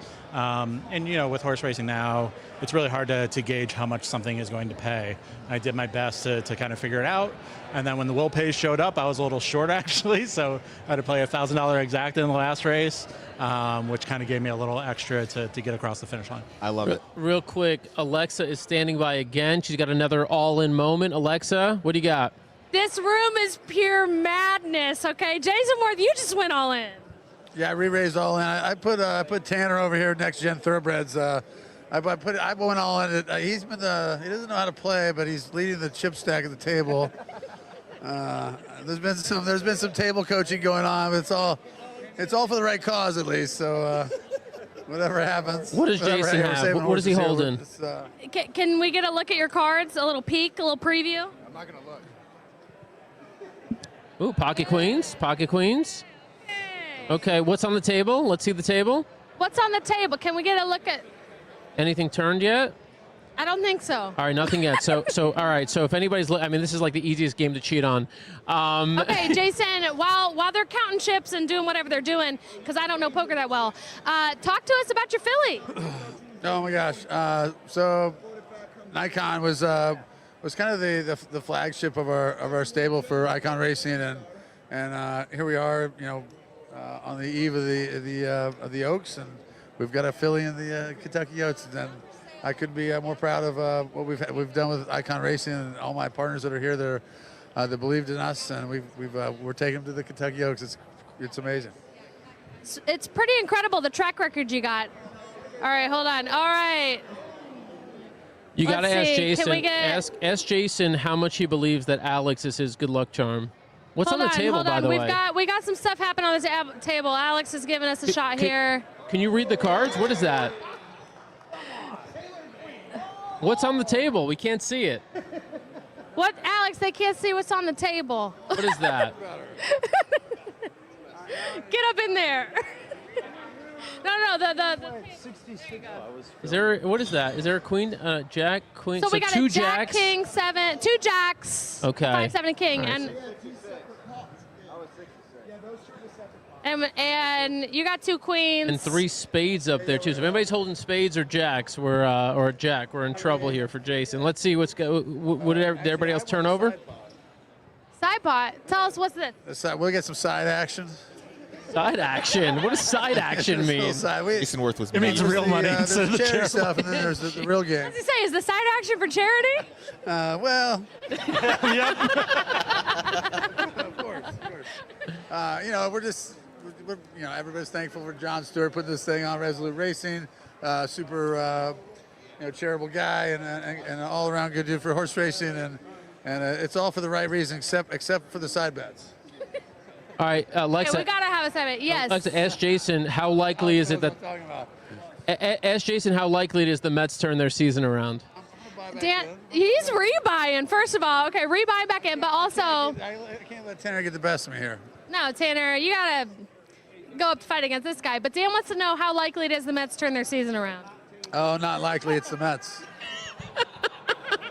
Sorry, Dan. I mean, the Phillies are in much better shape, so we both suck. The NL East might go through Washington this year, so that's our. Which will be fun. Yeah. There you have it. All right. Well, he's rebuying back in, so we'll come back around once he's back in the game.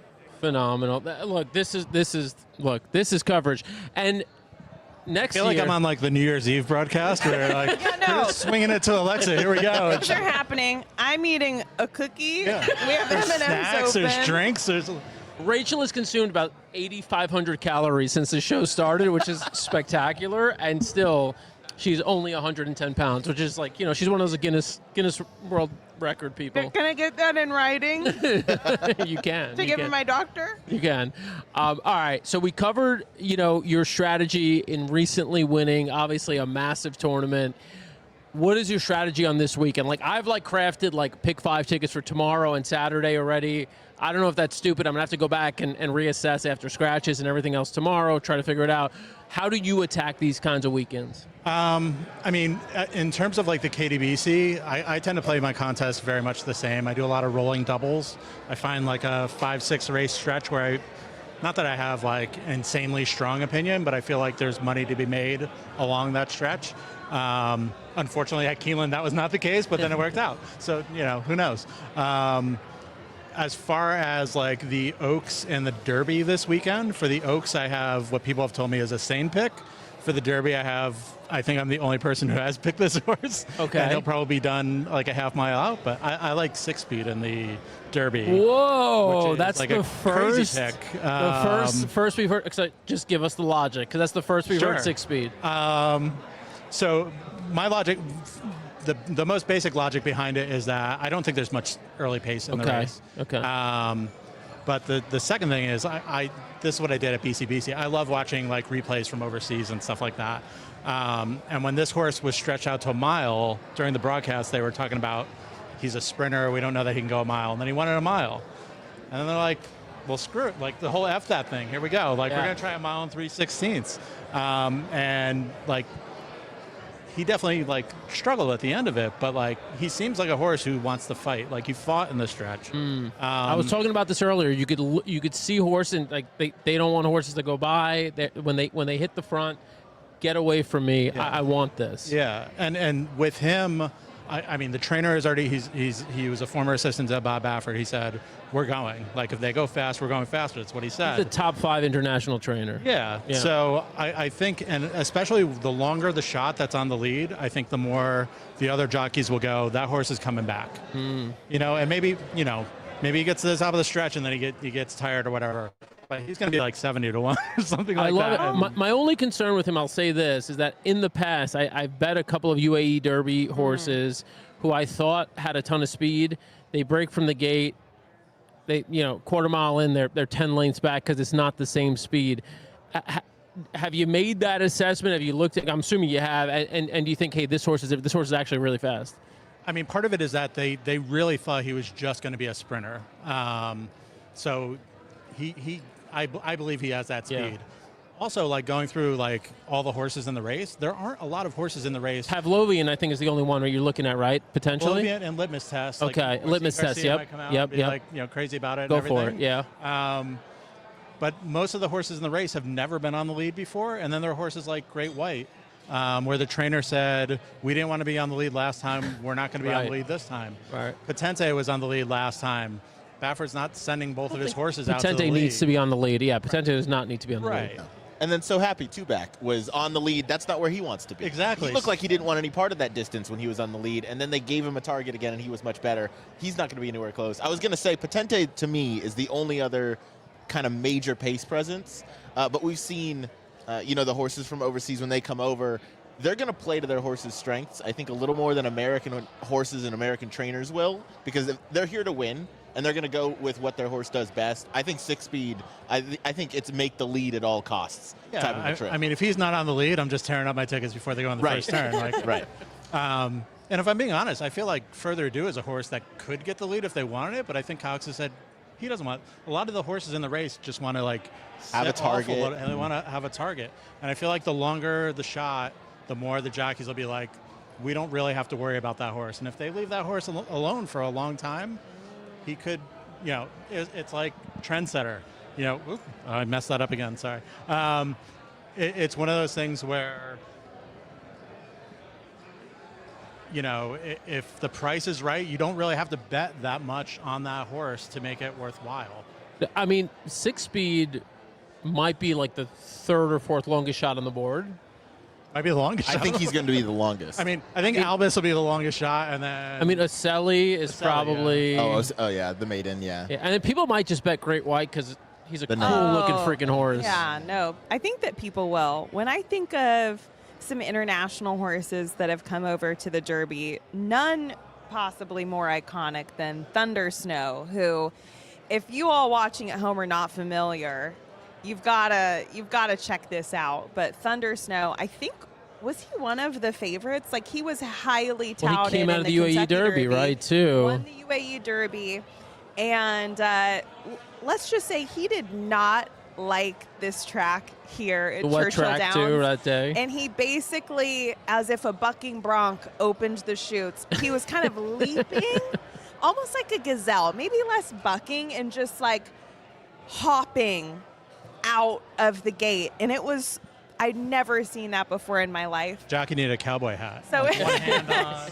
yeehaw! I mean, he called it right as soon as they broke. He's like, nope, not doing it. Yeah, I said, not feeling it. And that is proof and evidence, by the way. Speaking of aftercare, and maybe not all horses are cut out to be Kentucky Derby champions, they will tell you when they do not want to run and when they are done running, okay?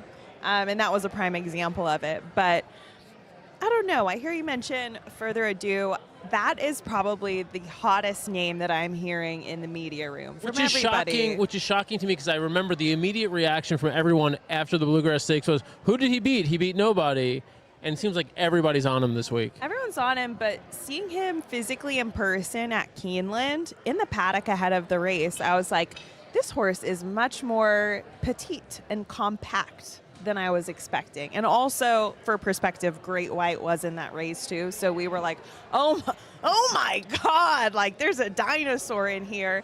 And then Further Ado is just very, he's proportionate though. He's compact and to me almost looks kind of like a quarter horse-esque, which I think would play well in the Derby. But again, I just have a bias around horses who do phenomenal at Keeneland and then transfer over to Churchill. And I think that Sierra Leone was probably the best in recent years that got close to a Derby win, maybe Good Magic before that. But it's been a really, really long drought of a horse who wins at Keeneland winning over here. And, you know, I feel like history is a guide. History doesn't always lead us astray. And if I'm not wrong, is 6-speed 17? He's number 17, but he won't be leaving from the 17th post. Okay. So you is know there who will be? Further Ado. Oh! So is there a difference, I guess, in the Derby calculations? Is it no horse is one that is technically wearing the saddle 17 towel? post. 17 post. Is the curse post, yeah. Okay. So this helps 6-speed. I mean, if we're doing history as a barometer, like the UAE Derby is not where you want to like land. Yeah, there's no basis for any of this. No. Do you have any opinions on the Japanese horses? A little bit. I watched the Danone Bourbon races. One of them he went to the lead. The other two he kind of sat third. He seems to want like that nice outside stalking trip, which reminds me of Fierceness a little bit. From the 7 post, I don't know that he gets that. Right. So yeah, he's going to be between horses probably. Yeah. So he's a horse that I want to use. My theory with like the American horses, I feel like in any normal year, Commandment would be the favorite in this race because everyone says the Florida preps were the hardest, and he won both of them. But then Irad and Flavian rode him, and they both said, yeah, we're going somewhere else. Interesting, yeah. So it's weird. Like it kind of dampens the quality to me in my mind. But to that one, I think that one's a little unique with him having his third different rider because, you know, Pratt and Klarovich, they have such a strong, connection, and jockeys are independent contractors. They have their business, so they got to go where they got to go. And Irad and Rapoli, they're obviously very close. And, you have Wathman Racing for Commandment, and Saez is kind of the guy that when I think about them, if it's not, a Junior Alvarado, even Castellano gets mounts for them as well. So I think it's a little unique for sure to have what I would think is the top the biggest threat in the Derby and Commandment. While he's not the favorite right now, I think he should be. I was going to say, and it seems like he's not really taking a lot of money, or there's a lot of buzz about him either, which That's seems good. Let's not talk about it. I mean, the more I think about it, like if he goes off like 7-8 to 1 in the Derby, like that sounds crazy to me. But yeah. like he could. I mean, very well. I'm a big believer that Chief Wallaby, like if I could bet something for the Derby, it would be that Chief Wallaby is going to be the second choice. Because I've heard so much buzz about Chief Wallaby. Right. He was close in those races. You know, they keep showing him with Sovereignty. He won last year. People remember those things. Now, I know the Puma is taking tons of money right now. You know, on horse racing Twitter, like did, you know, Taylor Swift buy 10% of that horse? Right. We don't know. We still don't know. We've tried to confirm it through everybody we know. We know a lot of people. We still have no freaking clue. But I kind of think like I mean, there's always a wise guy horse. I feel like that's the wise guy horse is Chief Wallaby.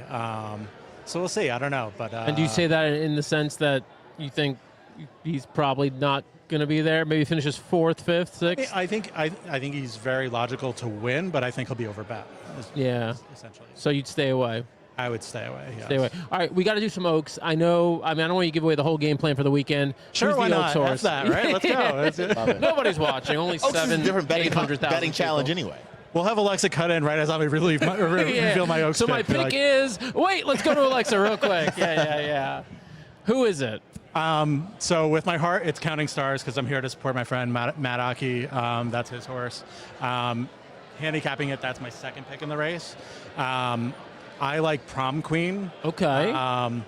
When I watched that race, the Gulfstream Park Oaks, it just seemed like a horse. Like when you're talking greater and greater distances, you want to see a horse who's not like, you know, thundering down the lane necessarily, but like can just keep up that pace. Looks like they could go around the track again, that same pace. And when she was coming down the stretch, she just looked like she was ready to go into the first turn and just keep on going. So I don't think the 1 1/8 will be a problem for her. You know, everyone has been talking about how the Oaks is very evenly matched. It could be a thing where whoever wants the distance the most ends up winning. So that's kind of where I'm leaning. I think Counting Stars was very impressive in the fantasy. And then the third horse I liked was Bottle Rouge, but she scratched. So. Yeah. Well, do you like Dazzling Dame at all? You could talk me into Dazzling Dame. I mean, I know I've kind of given away like she's going to be on the lead, right? I mean, she's going to be loose. And Yes. with the scratch today, I think she's going to be even more comfortably on the lead. Now, look, the horse on the inside. I mean, Meaning's got a decent amount of speed. Oh, Explorer's got more speed. You would think it's yeah. I flipped them. Explorer's got speed, but Explorer's not going to be battling for the lead. I think Dazzling Dame gets loose. I've suggested Serengeti Empress repeat. Can you see it? I can see that. And I think when people watch a lot or read the racing form, they might see a lot of ones next to a horse. I think that horse necessarily like has to be on the lead or whatever. I think when you watch a race, you can kind of see whether a horse is just like pulling to get to the lead. And she strikes me as a horse who was like there might be several horses in that race that want to go, and she's going to be assertive and say, I'm taking the lead. Whether I last or not is a different story, but like, you know, we're in 6-speed territory. Yeah, right? exactly. Better chance than 6-speed probably, but you know, it's. Well, you never know. I mean, look, I do like Luis Saez up, which gives me a little extra confidence. I think if she gets to the front, slow it down a little bit. I mean, I would be shocked if she doesn't at least hang on for a piece. And so if you're betting, you know, those tries and exactas, I think you got to keep her in there. I mean, what kind of price do you think you're going to get on? Is she 30 to 1 or 20 to 1 morning line? 30 to 1 on the morning line, but you do have a couple scratches in there. But I think she's probably 17 to 19 to 1, somewhere in that range. Going to give you 22. Yeah. There's hardly any race I would think of where if I was getting 17 to 1 and you said that horse is going to be on the lead, I wouldn't want to like a little bit of action. Yeah, a little bit. Yeah. And I'll bet win place. I know a lot of people stay away from the place and show bets. I mean, you give me a horse over 15 to 1, that I feel is going to like get to the lead and be somewhat loose and is a quality horse. I put some place money on her. So I mean, I don't know. Do you bet place? You don't bet place. I don't bet place. Yeah. The real players don't bet place. I know that. So. That's not part of the F that mantra. Come on. I love it. There's also such a difference with those speed horses of if 6-speed or if Dazzling Dame, if they get out to a lead and they're doing it by themselves, if they're going sub 46 but they're by themselves on the lead, that's totally different than if they went 46 and change with somebody looking them in the eye. Those are two totally different types of pace scenarios, and it's much easier to go that fast when you're doing it by yourself and you're breathing clean air. And so I think of 6-speed and Dazzling Dame for both of you guys, both of you lunatics. We've got the same idea. Same idea, just in different two different races. Yeah. I do think that you'll, at the very least, be in for a thrill. And if you do get a clear lead, that gives you your best chance of success. Let me ask you, and sorry, Rachel, you have something? I mean, I can if you... go jump in. Okay, what I was going to say, an interesting note for anyone watching that's not aware, this Oaks is going to be a little different than any other year, and I'm wondering how it's going to potentially impact the competitors. This race is going off slightly before 9 p.m. So as of right now, we are, 24 hours away from the race. So it's going to be this night race under the lights. I don't know if that actually impacts the way any of these fillies perform. Who knows? It could. I can't see that well at night. That's just me. But do you run fast at night? Yeah, I mean, look, they're all threes, so they're not, old people like us who just can't see it. Yeah, no. I'm sure. I trust that their vision is good. I need cheater cup blinkers at this point. What reading glasses are for horses? That's little where we night are. vision goggles. But I don't know if it's just the story or the energy around this horse. I really like Percy's bar. Yeah, that's what we had to talk about. But she ran at Keeneland. She ran at Keeneland, but it's different for fillies. Didn't Monomoy Girl win at Keeneland? Fair. And then won the Oaks and crushed it. By the way, our first guest, Liz Crow, that was what really, really put her on the map. She picked that horse.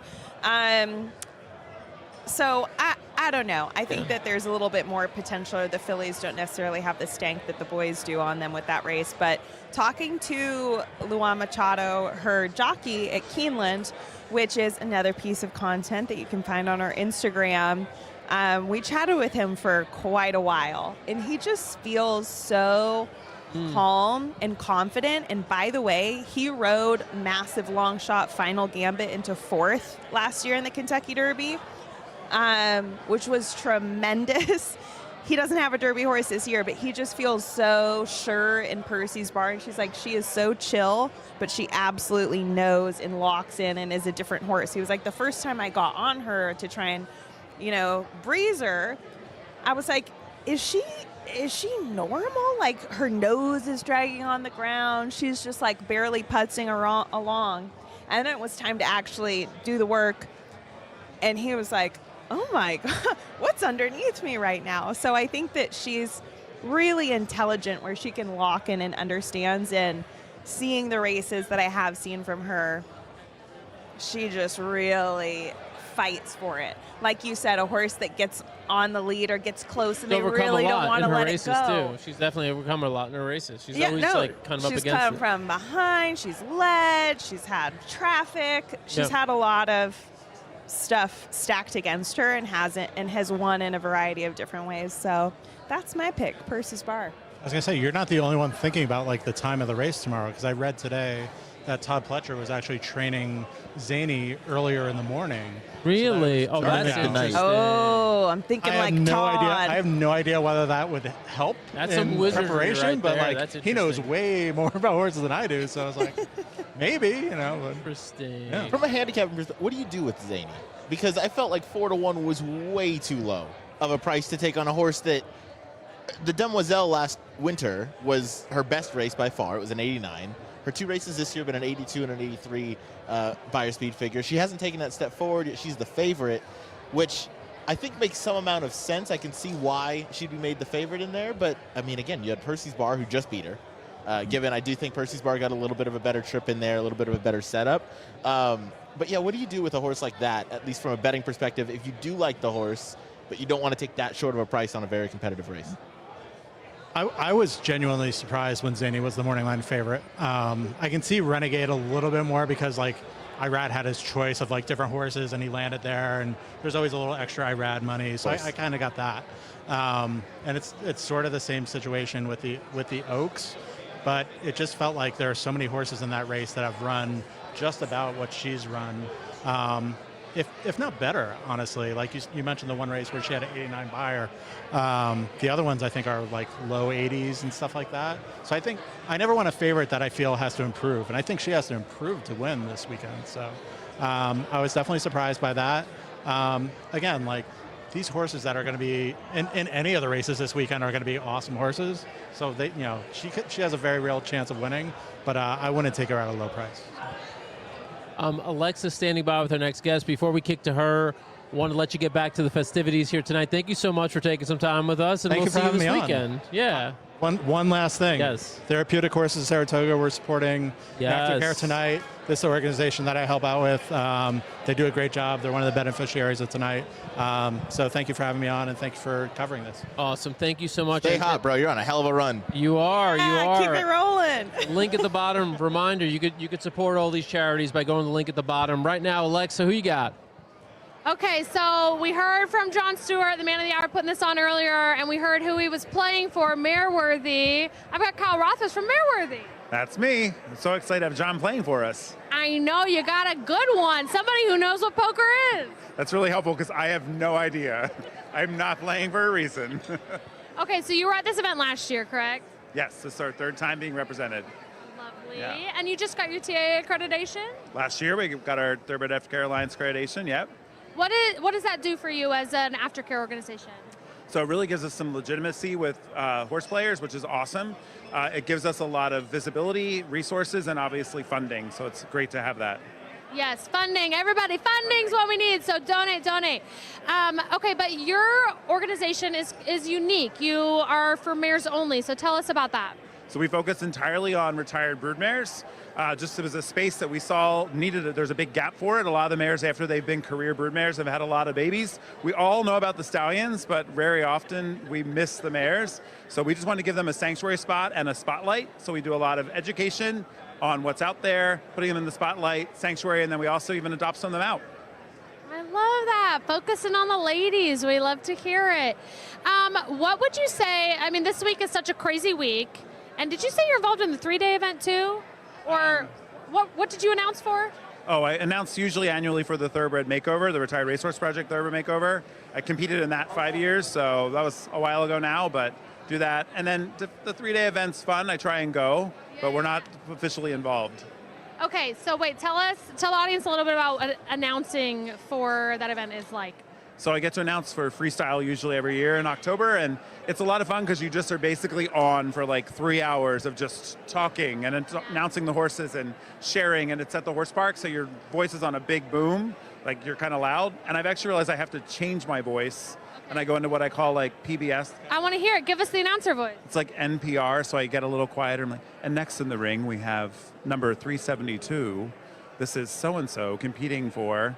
And you just soften it because I don't want to scare the horses. I think that's my concern. Can't scare the horses. Now, when you're announcing for 3 hours, kind of similar a little bit to what we're doing here with this broadcast, do you get drinks on the job to help you through? No, we do not. We get water and lots of coffee.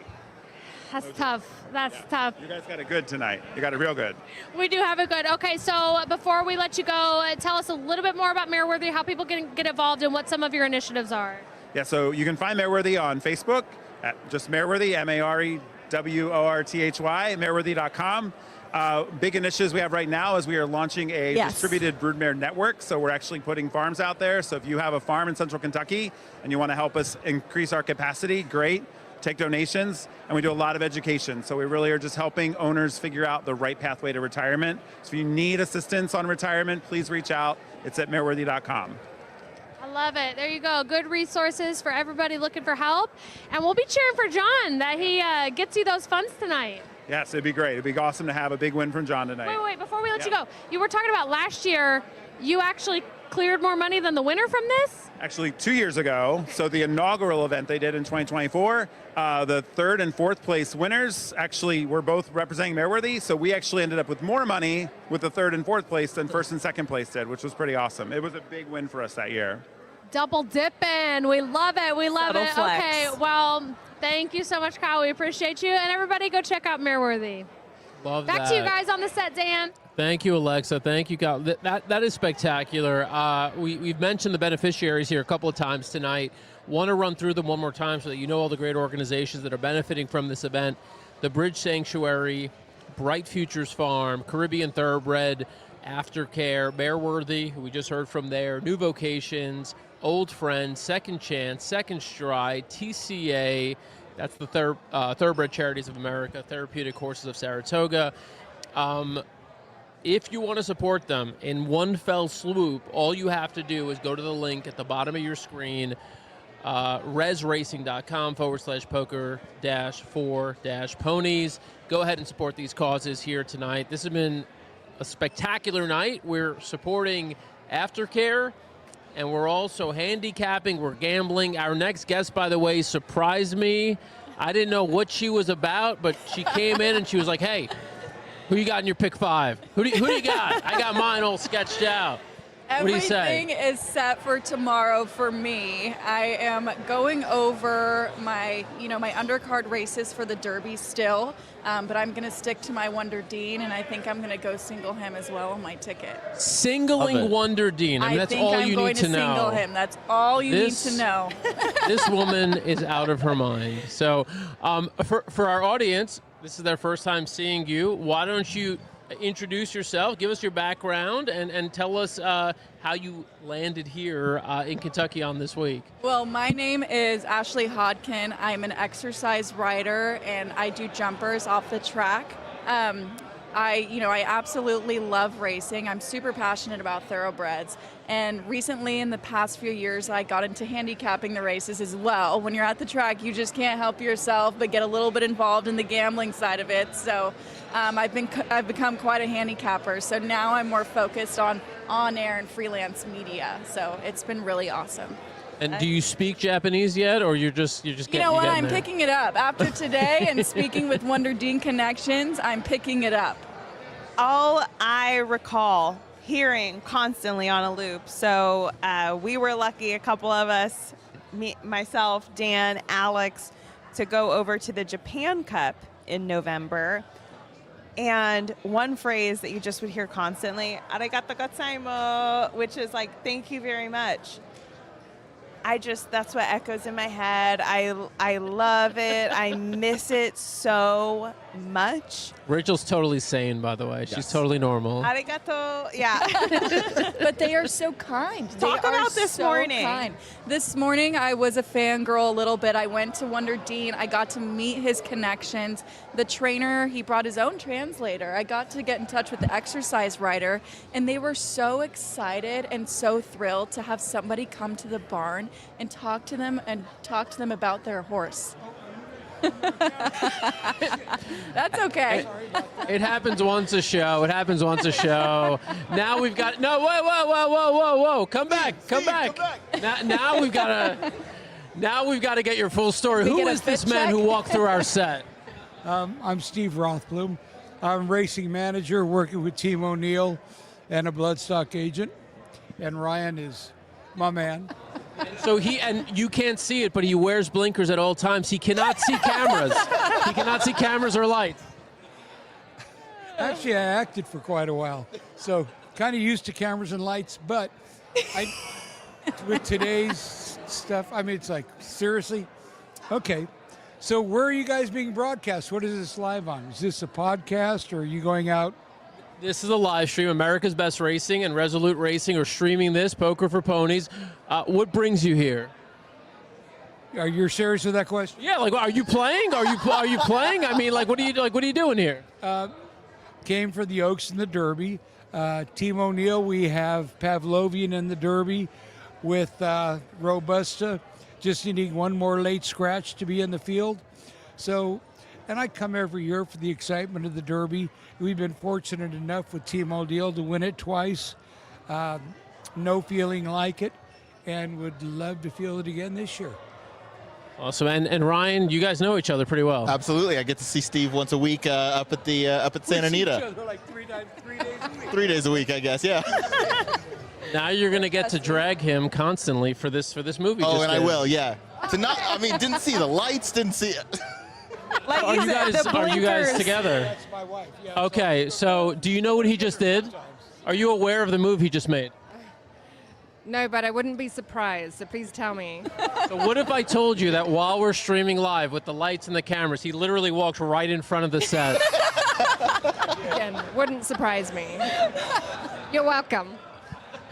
You guys are doing great work You're the here. best. If it's not an O'Neill horse, who's going to win the Derby? Because we know you're Pavlovian. Who's going to win the Derby? So happy. So happy. Go do it. That was so happy. You know what? Only if we don't win, though. So go Pavlovian. Otherwise, so happy. Yeah, and so happy, as you guys know, would be such a tremendous story. Mark Glatt is a great friend of mine. He suffered a tremendous loss, losing his best friend and his wife. I know his wife very well. It tugs at you very hard. So to see Mark rebound and a victory by that horse would kind of lift his spirits. I'd love to see that. On paper, does he figure? Nah. But the Derby, as you know, it's 20 horses in the starting gate, each horse with their own story, with their connections with their own story. And whoever wins, there's going to be a tremendous story about work and effort and diligence and passion, and that's what this is all about. So I just wish them all a safe trip. Who's the best horse to do the rail? You know, it's a little bit of a disadvantage. Not that if he was breaking from the outside, he would take back and try to find the rail. So he's already found it. That's one way to put it. Yeah, but the problem is when you break from the rail, you're actually looking. If you go straight, you're going to run into the fence. So that's it. There's a perception for the horses and the rider, and you just have to take them out away from that. Will it affect him? It has every rail horse that I've ever seen. So he's a deserving favorite, but in an unlikable position. Well, look, I'll say this. You have more than redeemed yourself. So thank you, sir, 100%. for giving us all that insight. And we'll hope for Pavlovian. Why not? Pavlovian, or I just hope for one more scratch so we get Robusta in. That's it. And The Doug O'Neill Exacta. Why not? Why not? 1-2 in the Derby. Hell yeah. 10 years exactly. And I want to tell you guys do a wonderful job on air. You really do. And anything that we can do to further racing and to bring it and make it appeal to a wider population, that's what this needs. That's what we're all about. Share your passion. And Mark's story, if So Happy were to win, that would be a massive too. I mean, that's a story that resonates with everybody. That'd be a master class in karma. That's all. Yeah. All right, thank you. Thank you, Steve. Go back there. All right, Steve. Let's hear it for Steve. Thank you. Let's hear the applause. All right, Ashley, back to you. Before you were cut off in the most unexpected way. Please continue. That worked out. That was beautiful. That is hilarious. I mean, come on, it doesn't get better. No, but that's live streaming. You know Steve real well. I do, and that was funny. That caught me off guard. It was authentic Steve. It was authentic. Steve. That caught me off guard. Oh, Lord. I've seen him walk through the paddock in Delmar in between horses like it doesn't matter. Oh, so he's always he like really that. has blinkers on. He's No, always he really like has that. blinkers on through life. It's Really? admirable. Yes. Has anyone checked him for cataracts? Yeah. His wife was like, that's him. That's what he does. That was funny. Anyways, an honorable mention is So Happy, like he said. Everyone is just really participating in the Derby this year, and they're loving the story of So Happy, and it really is touching people and bringing them into racing this year. It's really amazing. So let's do this. We don't want to, completely make everyone cry right now, but we've talked about this story a couple of times. We're going to play you a short feature here that we did with Mark Glatt last week. Take a look at it. You'll hear exactly what we're describing here. My dad was a trainer, and so really from the time I could walk, I've been on the backside of a racetrack, and you always dream about the Derby. You always watch it from afar and hope that someday you get there. I think after the Santa Anita Derby, because he proved himself around 2 turns, is when I felt like he had an opportunity for the Kentucky Derby. And after the San Vicente, I knew we had a very nice horse on our hands. But so happy, full run past the 16th pole, and it's so happy and Hall of Famer Mike Smith to win the San Vicente. Trained by Mark Glatt, ridden to victory by Mike Smith. It's been a very difficult time. My wife passed away just a couple of months ago, or a little bit over now, and she was a big part of what I did, really by my side. So personally, it's been a struggle because she's not going to be here to be by my side for this race. It's been difficult to separate the excitement of my first Derby run and still reeling from the loss of my wife.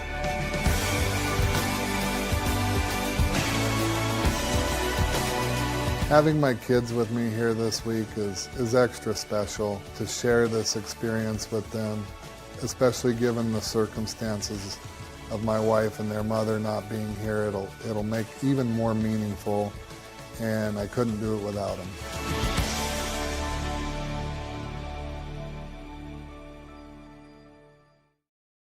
All right, a lot of people here. Team Glatt, team so happy. I think that would be the story of the Derby. I mean, I can't think of any other one that's better than that. It's so awesome, and it's the story that I think has really taken off on our channels, that people are really, really getting behind.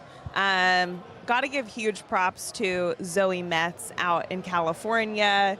She grabbed a ton of that great B-roll. She is here for Derby week, but such a presence and an amazing photographer and videographer out in California. But with the help of her footage, we released a short 60-second video before we were able to do that interview with Mark, talking about the story behind So Happy. And probably the best sentiment we could ever see in comments is people saying, I've never watched this race before and I'm going to watch because of this story.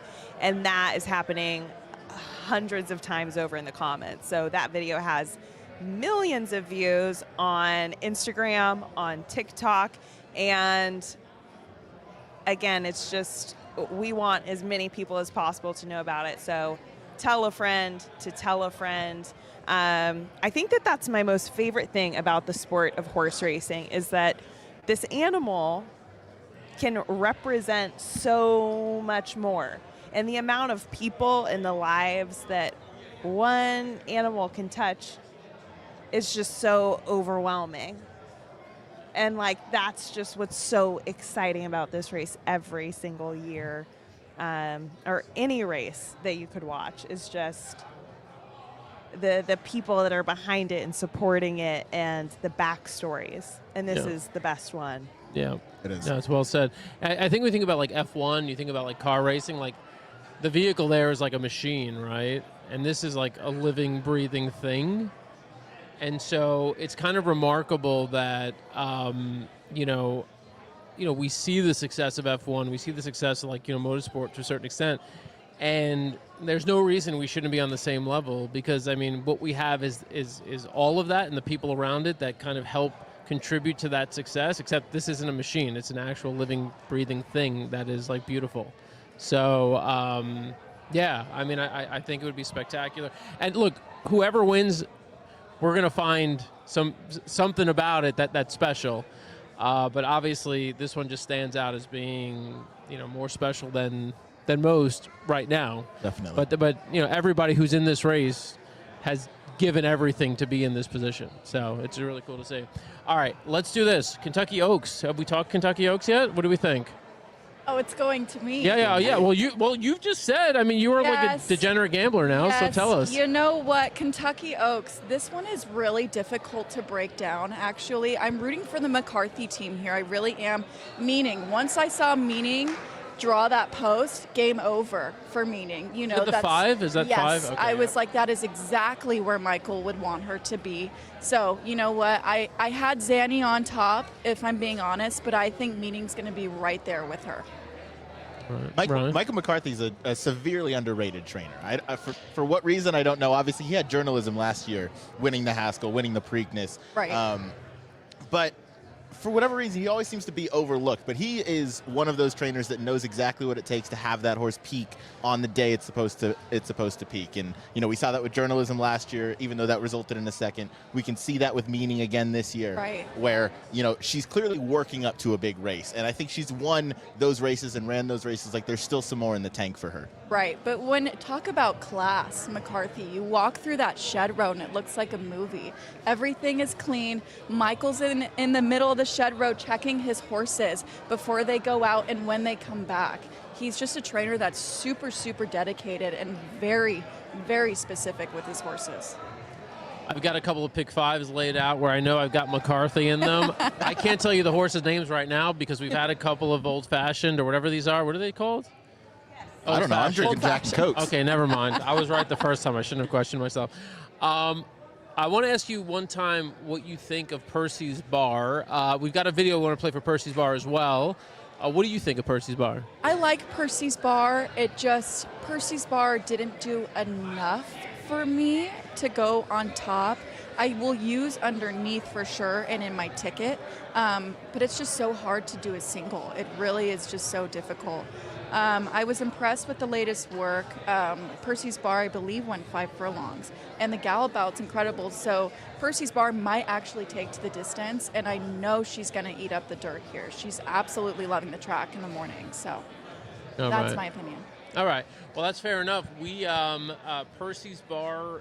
We talked about the good stories here for the Derby. Percy's bar, named after a guy named Percy Poole, longtime bartender at Keeneland and Churchill Downs. Well respected, much loved.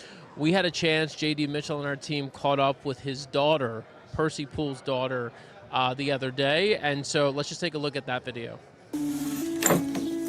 Hey. I've been waiting to meet you. She's beautiful. I was like, I'm gonna try not to cry.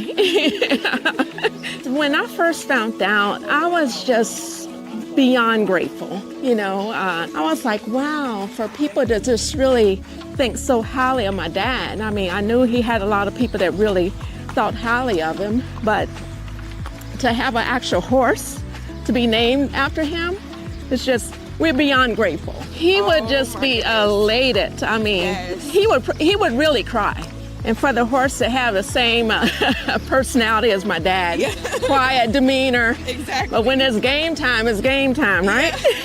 Like my grandpa, like he worked at Churchill Down for 44 years, and seeing this horse today, Percy's bar, and being able to live it out, it's just incredibly meaningful to us. You know, every step that horse takes, I know Dad's spirit is living on, you know? Yeah. Regardless of the outcome, it's just a great moment. I don't know how many times I can say grateful, but I am. Yeah. That's it. That's something I like to call the Marty test. My wife, Marty, short for Martha. She, the Marty test is I make her watch these videos that we do, and if she cries, I know we've got a good video. And she watched that one, and she cried. So, Here's the thing about the Oaks. I mean, last year we looked at Copion, and Copion didn't get the trip she wanted at Los Alamitos. I think we were all really shocked by that. And then they come to the surface, and it's just a different kind of horse. You really don't know when it comes to the Oaks and the Derby, and it depends on the weather that day. It's just, you really don't know. So everyone here, I think, should be super open-minded, and it's really amazing. Look at Ashley now trying to make a case for Percy's bar. She's like, well, you know, maybe you can make a case for all that. Let's reconsider. Like I said, I'm rooting for her. Yeah.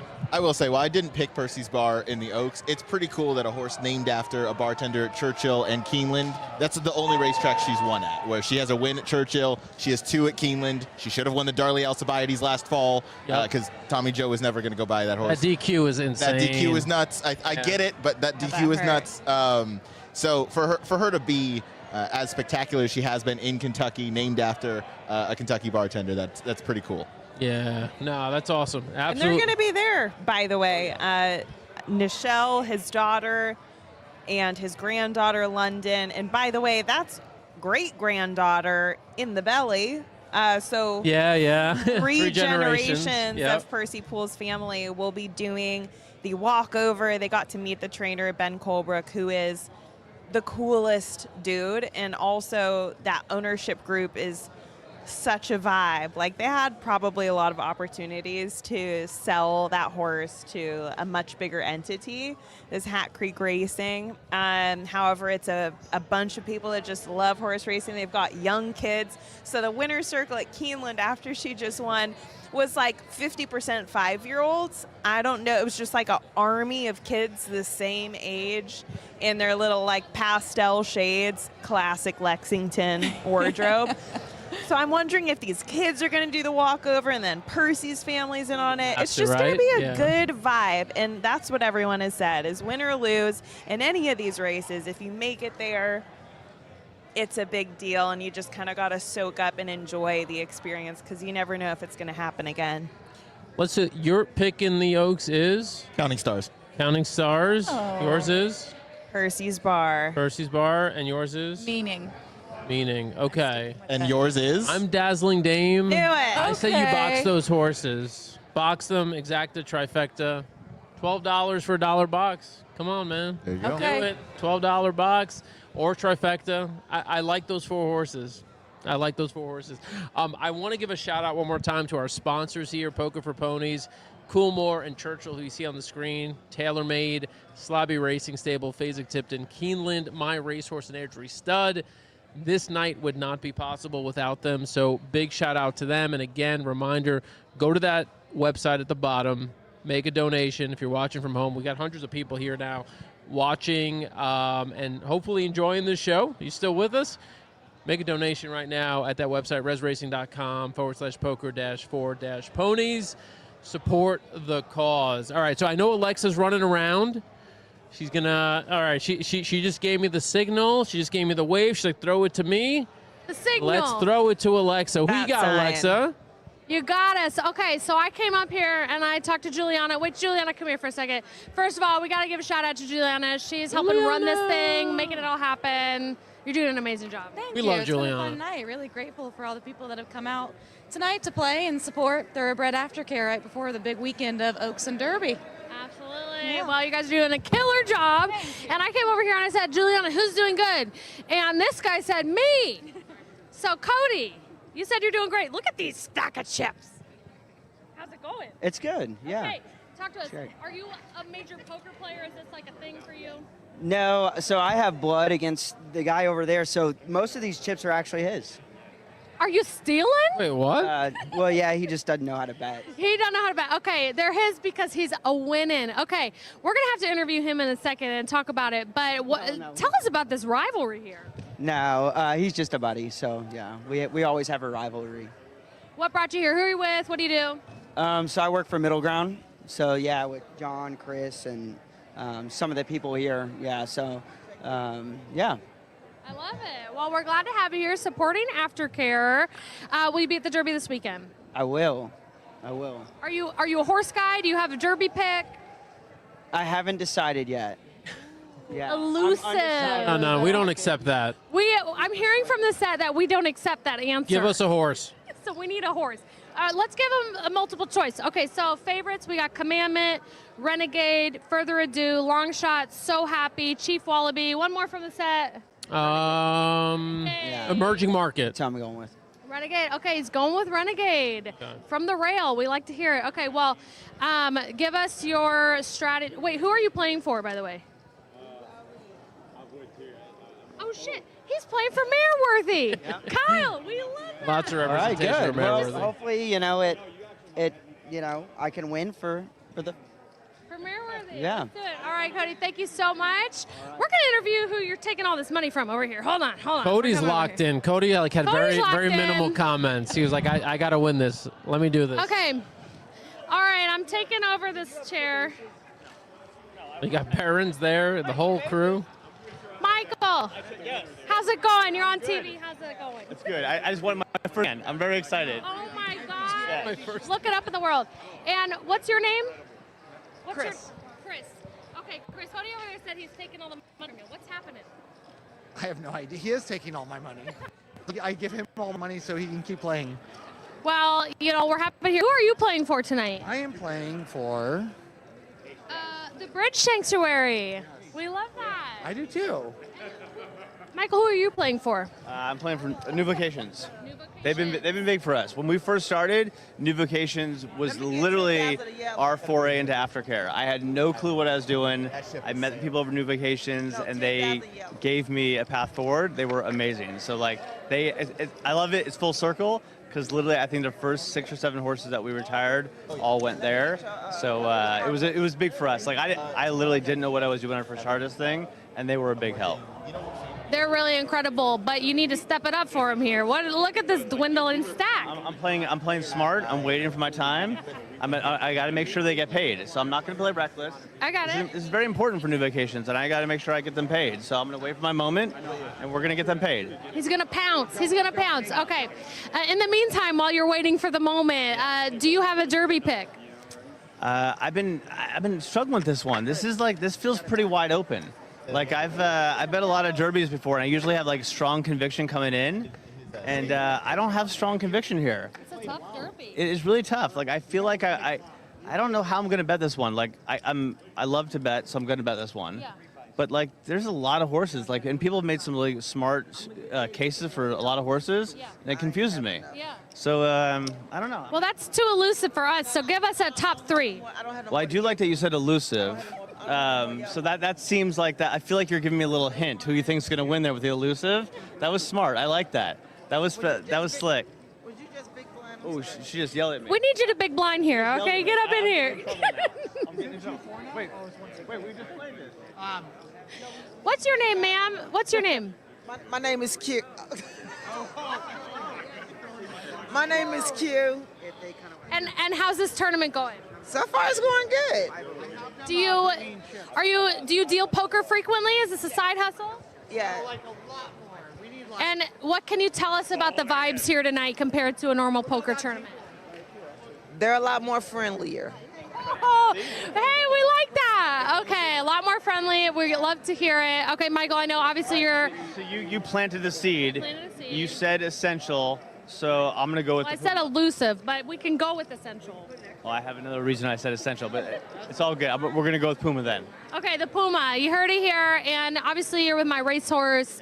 Can you give us any exciting news about my racehorse or anything you have on the horizon? I'll just say we had a really freaking great week. We won on Tuesday with a horse with Wesley called, his name is Baccio, but I like to call him Baccio. It's Italian for kiss, so it's supposed to be Baccio, but I love to call him Baccio because the Wesley calls him Baccio, and I like the name, right? So hold on here. Don't wait. Put the camera away. All right, I'm going to tell you what his cards are. No. Oh, you see those hands? Am I good? Wait, let me see. All in. Okay, we got to film it. Wait, film it. Come around here so we can get a little peek at these cards. Wait, I need my glasses. Hold on. That's quite the poker face he has. All right, we got. Hold on. We got to show the camera what we got. Okay, camera. That's what we got. All right. Did we? You've got me beat. You've clearly got me beat. No one at the table. Okay, let's see.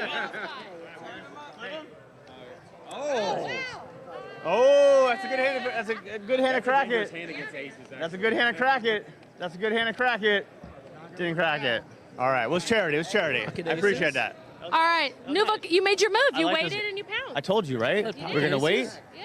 So It's kind of like I only saw Puma. one ace, but I didn't see the other card. Like the Puma, you heard it Michael here. has pocket aces, okay. Alexa? Yes, his pocket aces. He's now in the lead. Actually, I don't know Massive who's advantage. in the lead. But he's... That was good timing. You sat down, I got pocket aces, I Look at doubled that. up. You Maybe brought I'm him luck. luck. Just sit here the whole night. Guys, I'll be here the rest of the night. Enjoy the rest of the broadcast. We're here. Wait, let's zoom in winning on some money for new Let's zoom in on the vocations. flop. Let's see the let's see the cards. The What do we cards are got? gone. Oh, the hand's over. All right. The hand's over. He won easy. Yeah, Good. the I cards are walked gone. away for a minute. I have a genuine excuse. I walked away for a minute. Wait, we missed it? No. Dan just left the set for a half a second. So, yes, Dan, he won. New locations on the rise. Wow. And, yeah, we'll throw it back to you and come back to us soon. We'll check in with some other players. Love it. Anna Diaz here, jumping in the chat here, supporting the Caribbean Thoroughbred Aftercare. Thank you, Anna, for shouting him out. Yeah, man. Yes. Not what I expected to hear, but I love it. I have been shocked to see. I think that it would be a dream of mine to go. Ashley's like, what the hell have I walked into? As you can tell, Many we're years not from like now, other Ashley will be broadcasts. like sitting atop horse racing in some grand position and be like, yep, that was me on that show that night. That was me. Yeah, you can find the receipts. Yeah. Have you guys seen videos of horses that are training in the Bahamas that will go out and swim in the ocean as part of like their exercise or just their routine? Have you seen this? Yes, and in Australia. They do that as well. And I think in France, do they Valley swim in Doyle the, has one where they swim. just out in the ocean? But see why it looks so good in the Bahamas. A, the water is warm. B, the water is clear. I don't know. There's something about going into the Atlantic Ocean where I'm just like, what's Gowanus in here? River? Oh, never mind. That's a Brooklyn reference. Never mind. All right, sorry. Okay. No, I just I feel like being out in like a clear tropical water. Yeah, right over Yeah, my sorry. head. If With the horses. if John Hennigan was watching, he would appreciate that. I can tell you that. It's John, if you're actually, watching, in jump Rachel's case, it's very good for the horses. It is super good for the Yeah? horses. Oh, Yeah? the salt water. Salt they do water. that at Santa Anita. Actually, Doug has one right by his barn. They put him. Saltwater therapy. Yes. Saltwater therapy. Yep. So, fun story that I will share on behalf of Isabella Leslie. She was in Dubai for a couple months this year. Wesley Ward sent a runner over Nakatomi. And Who I Wesley feel like had put won on Derby Day or Oaks Day a couple of years ago. Okay. I think so. Call back. Yeah. But I don't know if you got this story as well, Dan, but she was sent on a mission that ultimately she did not do because she's like, this absolutely seems illegal. He was like, hey, could you go to the ocean and get a bunch of ocean water and bring it back so that we can, That's soak wild. Nakatomi's legs in Really? it. It's a thing that trainers do I and did are not into. know that. Again, it's the saltwater therapy, fresh from the ocean. But she was like, no, I don't know about going to the beach in Dubai and just carrying out. Also, how are we transporting this water? Home Depot buckets. How is this just Home Depot in Dubai, just carrying it, walking across the shore? It could work. But no, there's something to it. I mean, buoyancy. Electrolytes. I give you credit for the pronunciation. Yep. In human perspective, we do Epsom salt. Yeah, this is Yeah. true. I love that It Epsom takes salt. the toxins out. Same concept. I don't know if that's true, but I believe you. I believe it. myself. You said it with so much confidence, I gotta believe Yeah. it. When's the last time you did an Epsom salt bath? 6 or 7 days ago. For real? Me, I love a bath. Yeah, I mean, I take a Epsom bath. salt bath. That's not the answer I easily. expected. No, I'm shocked. I always do Epsom salt Breaking baths. news: Dan is a bath guy. Yeah, absolutely. And then you could get it like with the eucalyptus smell and all that. Wow. I'm over it. The Yeah. Dr. Teal's. Dr. Teal's. Dr. Teal's brand I do have, You but gotta be doing a bath. I have an Guys got bath aversion game. to baths. I'm like, I gotta be clean before I take a bath, That's because then fair. otherwise That's you're fair. just like, Wait, why don't body you just soup. take the bath and then take a shower? That's what I do. That's like Right? Isn't that what that's like flip-flop order. That's Some like people you get. Hey. just take the bath and it's all in one tank. You wash your hair, you're in the same bucket of water, you wash your body. I don't know about any of that. I can't relate to any of this. I haven't fit in a bathtub since I was like 12. I've been too tall. My legs just stick up halfway up the wall. It's pointless. So I'm just a shower guy. Yeah, you're like just a shower guy. Like bending your body just Yeah. to fit in there. No, like I'm not tall, and I'm sometimes uncomfortable in the bath. But yeah, no, I like Epsom bath, probably twice a week. Okay. No way. And this, I don't know that this speaks to improving someone's health, though. I gotta say. Yeah, if you want to look like me, if you want to feel as good as I do. Are your joints limber and healthy? You having any shoulder problems? Do You're some good? high knees right now. Look, I'll tell you one thing. I'm gambling at a level that I've never gambled before, so I think maybe mentally it's helping me out. I'm at my high point. I'm hitting pick fives every weekend. I don't know what's going on. You're I'm on betting fire. with more confidence. It could be the salts. It could be anything. Heat check. Just single Dazzling Dame tomorrow. Don't Do it. Dazzling Dame is not finishing worse than third. I can tell you that. So I'm not going to single her, but she's going to hit the top three. All right, Alexa, I hear is getting in position. Well, actually, she can't be getting in position because our videographer, Alex Probst, is right here, and he's not with her. He's working his way over. By the way, we work at a different pace here at ABR. We take it easy. By the way, we're in the This final. guy's been working as hard as anyone. She just told me about it. I'm going over. Legend. Alex Probst, you never see him. Oh, yeah. Hey, how's it going? I'm here. All right, let's go. Alex is heading over there. Alex is heading over there now. The man behind the storytelling with Jason Worth, by the way, when Dornock had his big run in the Belmont Stakes. And Haskell. And even when he didn't win in the Bluegrass leading up to those, Alex was with him. And you know what? That footage ended up on Netflix. So, again, he really do be doing the Lord's work. He does. Alex is low-key. I mean, he does it all. All right, I see Alexa in position. I see Alex there. I think we're close. Are you ready, Alexa? I'm so ready. Are you ready, Alex? I want to first say Alex is doing a fantastic job and no way slacking whatsoever. I hailed you all at the same time. But, okay, I'm here with a young woman who's kicking butt, Sierra. Oh, no. Alex oh, no. was not oh, ready. no. Wait, we lost you. Alex, we lost you. I don't know if you can hear us. All right, Alex is coming back. Come on back. Come on back. All right, Alex is coming back.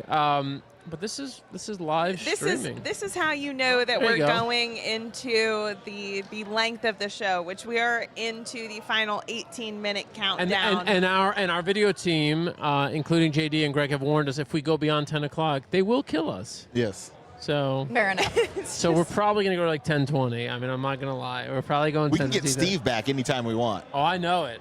Steve's actually passed out in front of our Yeah, set. he's We're gonna, right there. Yeah. Steve's been taking a nap. Steve's been taking it easy. Oh my God. All right, so we're gonna go back to because we want to give you a feel for who's winning and who's in the sort of in the thick of it right now. I'm surprised there's this many players still actually. Who's in contention? Yeah, like what's his name? Rich said with more play. Like it was me. It's like we got a big weekend ahead. I'm going all in. Then he had a reservation at 9:30. If he's still here, he did not make it. So I hope he's doing well. Cheap. Juliana, is Rich still in or is he out? Mendez, more play. Did he just leave his chips on the table? What did he do?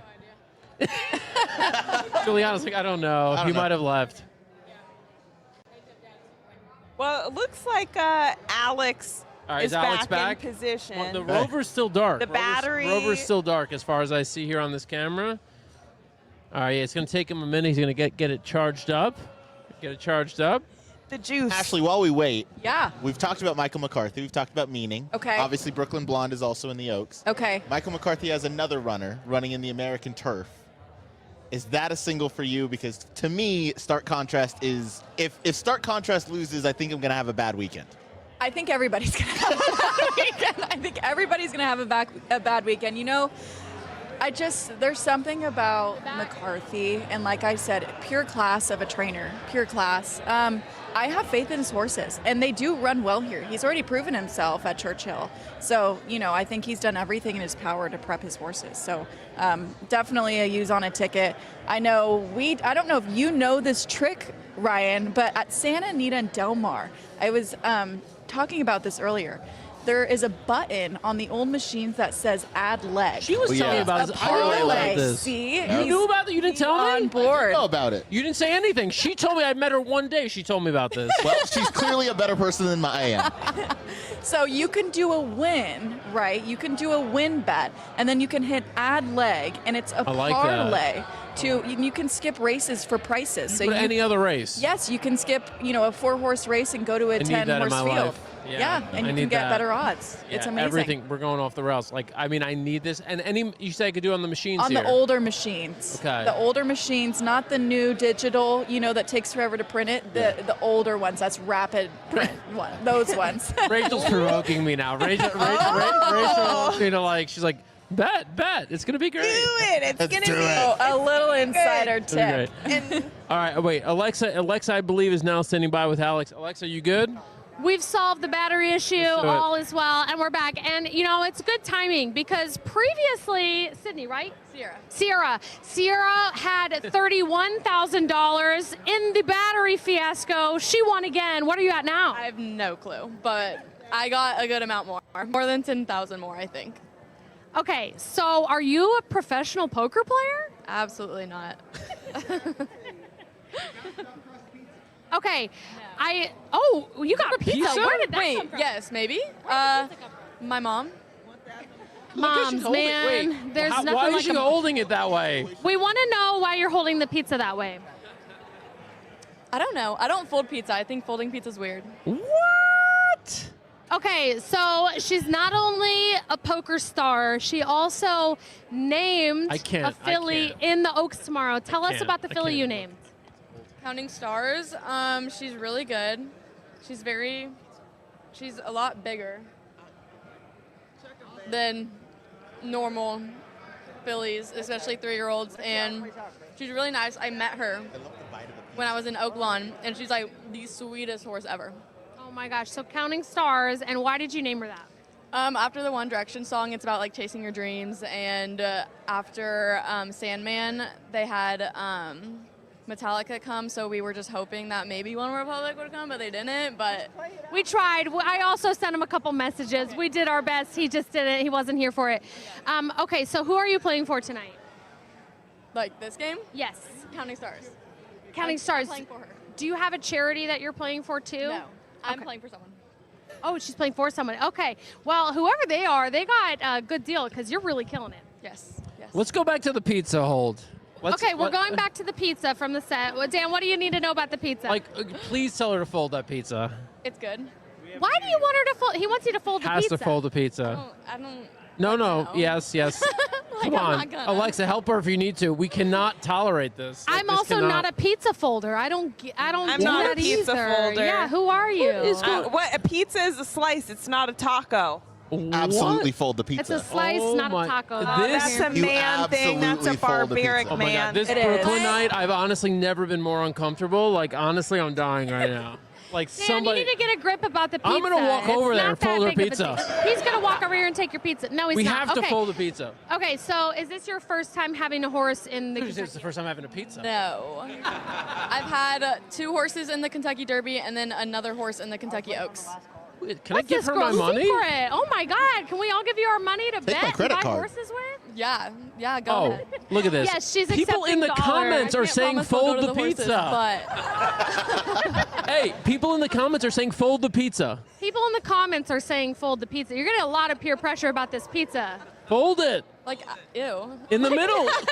Fold the pizza. I Stop doing it. You have to fold She the pizza. won't do it. Okay, Alex, can you come around? Can we get a peek at these cards? Can we see your cards? Forget the cards. Fold the pizza. Hold on, we gotta see. She's not folding pizza. She's making money.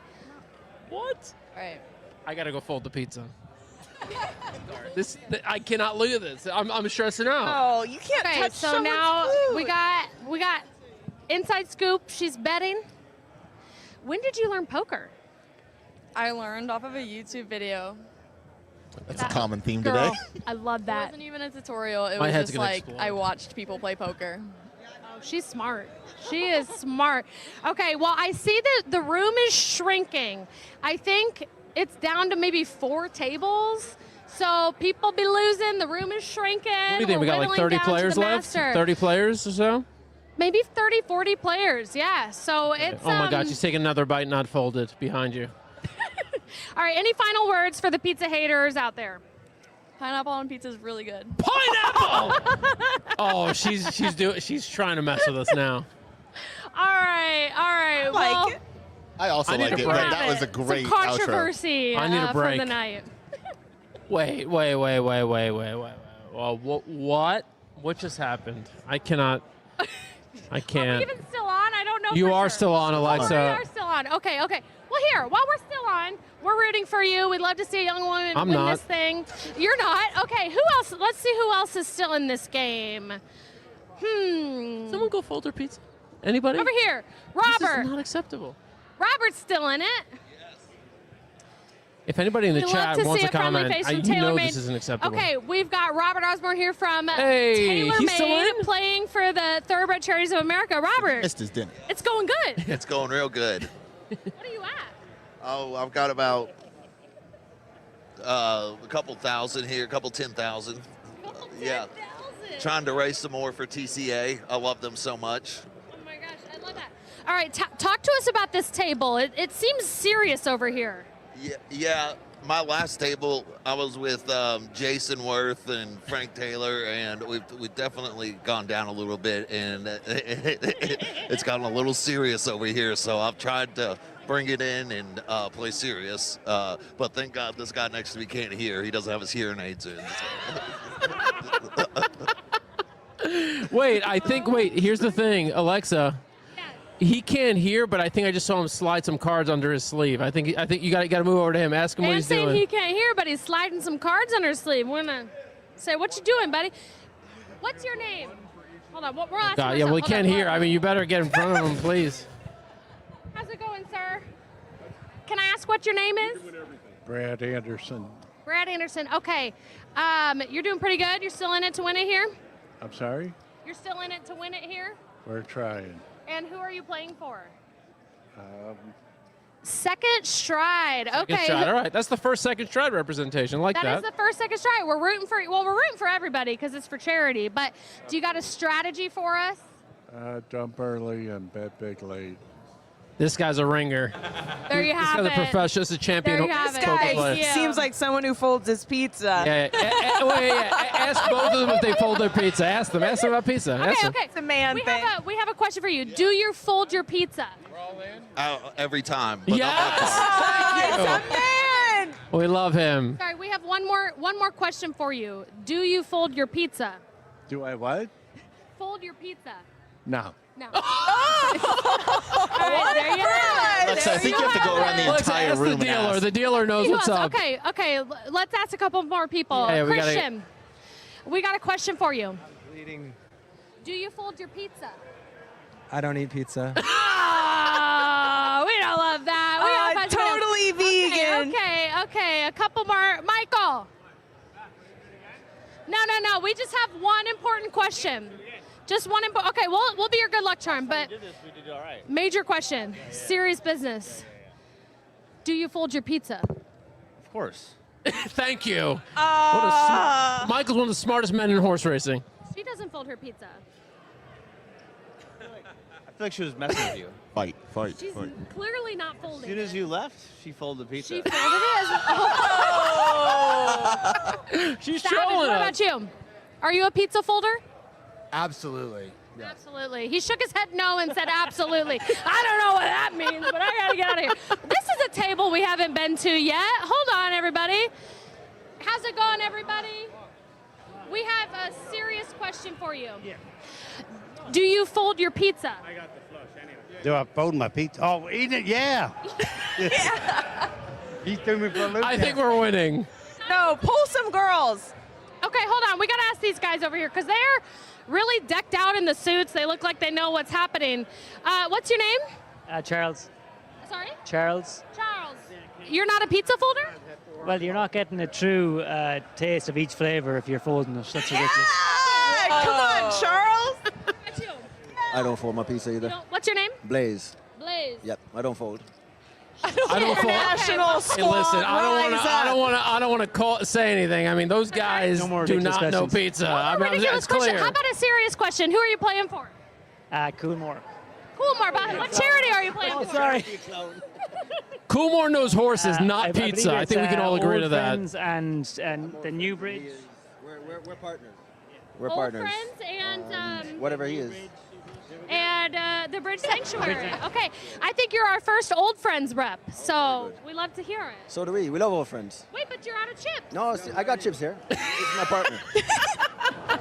This is an enterprise. I mean, these guys, look, Coolmore, horses, yes. Pizza, no. I'm not counting. Friends. This guy's been playing for him. He's just throwing his chips away. And what's your name? My name is Johnny Rays. Johnny Rays, and who are you playing for? I'm playing for every horse out there that's hungry. Oh, let's go. Nothing like the energy here. I mean, No. Johnny. All right, do we need to hear from anybody else in the room? We got one more table. I think. Yeah, take us through the final rounds. We're on the 5-minute countdown here. Team Fold knows what's up. Hey, you. Hey, how are you? How's it going? Okay, we got a serious question for you. Do you fold your pizza? Yes. Yeah. All the smart people in the room. All the smart people in the room, they're saying, I'm not a pizza folder. Come on, Alexa. It's safer. Yeah, you don't get as much stuff on you. Okay. And so you're out of the tournament? Yeah, I folded. I got out. He loves folding. He loves folding. They said, fold your pizza, fold your hands. All right, tell us a little bit about who you were playing for tonight. Well, I gave it up, but I was playing for the TCA. TCA, we love it. We had Erin on earlier. She's incredible.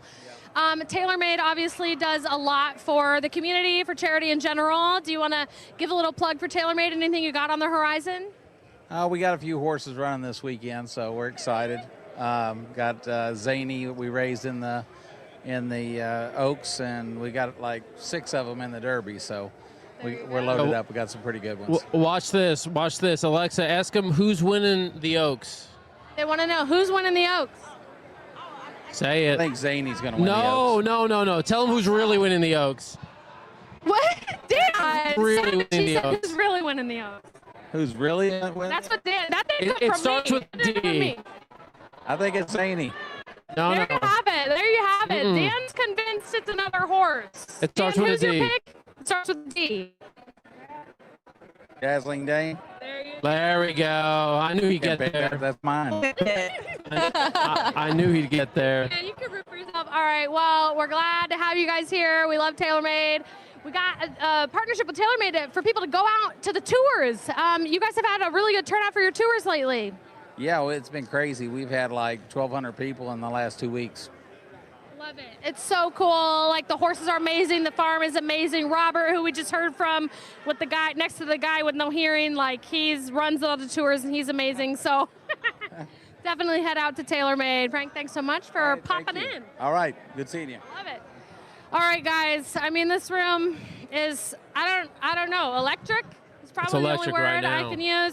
There's one more table we haven't talked to. Should we check it out? Yeah, go ahead. You got a couple more minutes. All right. How's it going? Oh, wonderful. I love it. All right, what's your name? Frank Fisher. How you doing, guys? Fisher. We're doing great. How are you? Wonderful. This guy's definitely a folder. Having a great night with these He's a folder. wonderful people tonight. But you have no chips. I'm all in. You're all in. Let's go. Okay. We're going to hope to double What does he that. got? Show the cards. Can we get a preview of your cards? That's right. Give us a peek.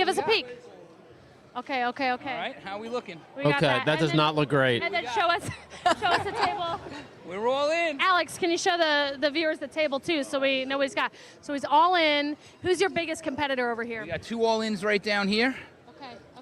Let's see what we're waiting for Kat to flip them over. We just got. He's got a pair of aces. We got some glares. We got some eyes. We gotta go down here too. We gotta get the whole story. Who else is all in? Not you. You are. Okay. What's your name? Anna. Anna, and you're all in. What does she got? Can you give us a preview of your cards? Let's see. Where's the camera? Shows her the camera. Yeah. Show the camera. Okay, she's got some work to do. Okay. All right. So, who are you playing for? Second stride. Second stride? Yeah. I love it. And what brings you here tonight? Second stride. I work for Second Stride. You do? Yes. Oh my gosh, we love to hear it. For our audience who might not know about Second Stride, can you give us a 30-second elevator pitch of what you guys do? We get horses off the track that need second or even third careers because of injuries or just because they were too slow, and we retrain and adopt them out and make sure they get the perfect home. I love that. We're so glad you're here tonight. Yeah. I hope, I hope everybody wins, but I hope you win because you're here repping straight from home base with Second Stride. Yeah. Is anyone else all in? No. All right. We just gotta wait and watch this play out. I think there's a lot of chips on the table. Ask the wonderful woman there you just spoke to if she folds her pizza. Oh yeah. My bet's on no. One more serious question. All Do in you on fold yes. your pizza? No. Yeah, I know it when I see it. No. A sane woman. A sane woman. Okay, let's see what happens here. The cards are coming out. Let's see who wins this. What is that? Ace what? Ace 10? We got a king queen, an ace 8, a 4 ace. We got. All right, well, who won? We're still waiting. We got. Okay. Who wins?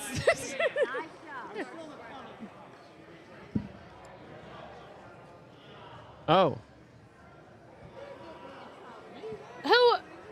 Guys, I don't know poker well enough. Who won this? This is me losing a photo finish. This gentleman. Okay, hold on. All right, Okay, well, that guy's did definitely you a just folder. win this? Believe it or not, I did. Oh my God! Well, tell us who you are and what you do. Oh my God. I'm in the penalty box. He's been a bad boy. Yeah. That's okay. Karen doesn't like me. He's learning. He's learning. He's learning. Because he's doing things he's not supposed to, but we're teaching him. Learning. Yeah. Slow learner. Well, you don't look like you're a slow learner. You got the most chips out of pretty much anybody Yeah, here. beginner's luck. Beginner's luck, and you're playing for Second Stride as well. Absolutely. Nice. You Look guys at that are a couple. stack. We are. I love it. Yeah. Pizza. This is Jim. Don. I was going to say Jim. Sorry. Okay, wait, ma'am, and what is your name? Karen. Karen. And I want to know about all these pins you have. This is every pin I've ever collected for every year that I've participated in Derby. I also I had a lot of extra pins. Okay. I've got 36 different years, but I had 135 pins. So I had extras. I brought them, and I've been giving them out. Oh, and we're going steady, Steve says. Yes. There he is. Steady. Okay. Steve.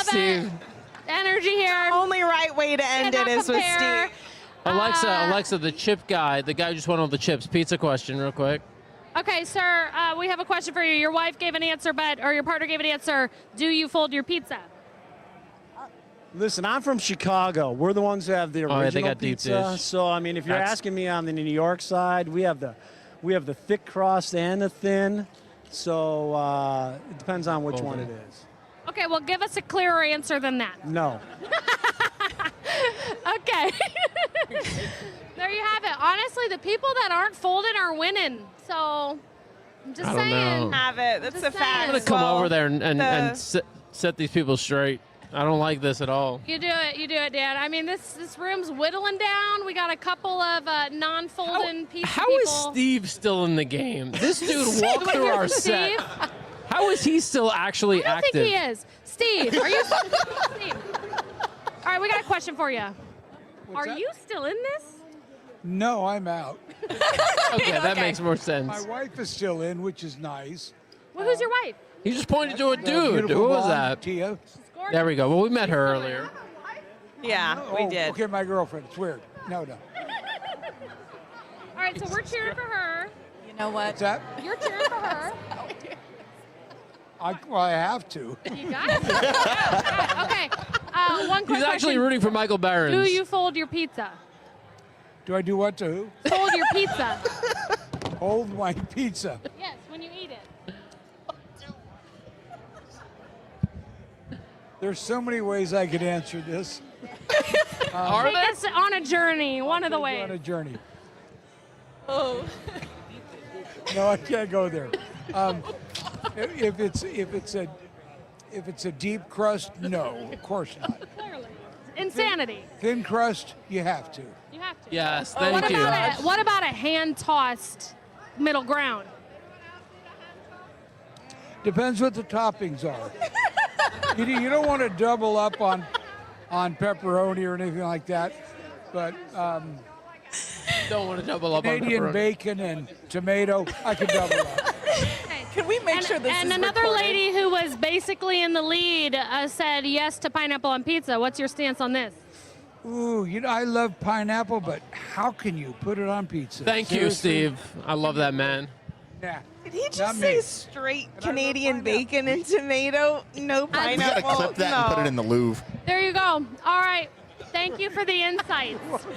I mean, there's no better way to end Alexa's roving I've for got the night. nothing left. That was the peak pinnacle with our man Steve. Yeah, and Alexa, I'll say your Marshawn interview may have been the most viral, but this is the most important work you've done. That's why you hired me.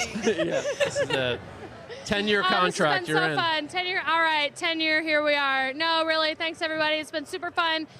You can tune in on social media, Resolute. We'll also post the winner of this thing as they. This could go into the wee hours of the morning, It will. as people rebuy. So we're not going to take you all the way to the finish line, but you can definitely tune in and find out who takes it home and which charity brings in the bucks. All right, spectacular job. Alexa Zepp out there in the crowd, getting the info that we need from people. I've really, I always try to think the best of humanity, but today my opinion kind of dropped a little bit. With the pizza? Dude, we're at a charity event. Whether they fold the pizza or not, they're still playing for a good reason. Exactly. I've never been more disappointed Dan's in gonna be people. bothered about this forever. Never You need an been- Epsom salt bath. Never been more disappointed. Yeah, we gotta soak this really de-stress. toxicity out of you. I really do. We need Juliana's listening to the audio. Come out here, Juliana. Juliana, who did the, she spoke with Alexa earlier, but as we close this thing out, we're gonna get. I don't think this mic's gonna work at this point without the camera on. So wait, I don't know if this mic's gonna work, but I'm gonna take this mic from you. But Juliana, give us the. We're about to wrap up for the night. Yes. You've overseen all this as you do a lot of the Resolute campaigns and events.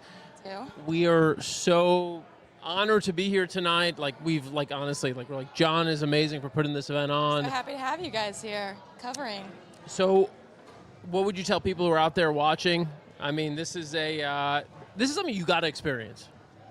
Yes, this is really only our second official year doing this event. It just kind of was John's brain, cloud Of of sort, yeah. brainchild. Yes, Yeah. that's what I'm looking for. That's the Brain correct baby. terminology. Brain baby sounds a lot more exotic. Yeah. Yes, so that's his brainchild. He thought when he got into the industry, he had a lot of questions. He's not really been in horses. He's not been close to it. Obviously, everybody knows he's newer into the game. And so he wanted to learn everything he could. The one thing about John is that he wants to be informed about what he's doing. And so when he got into it, he was like, look, horses, how long do they race for? Okay, their retirement age, what do they do afterwards? And how long do they live? And, they can live 20 to 25 years, sometimes 30. I look at Silver Charm, oldest Kentucky Derby winner over at Old Friends, which is one of the charities we are supporting tonight. Yes. And so he said, how do we help them into their second careers and make sure that these horses are taken care of when they're not, useful on the racetrack anymore? And I think that's a big thing that especially new owners don't always ask right away. They learn later on, and that was one of his forefront big things that he wanted to get out there and make sure that he was putting money into his racehorses, but also into his horses off the track. We have our own aftercare program on the farm as well, where we rehome horses right off the farm. So if you're interested, go to our website. We have some great ones available right now.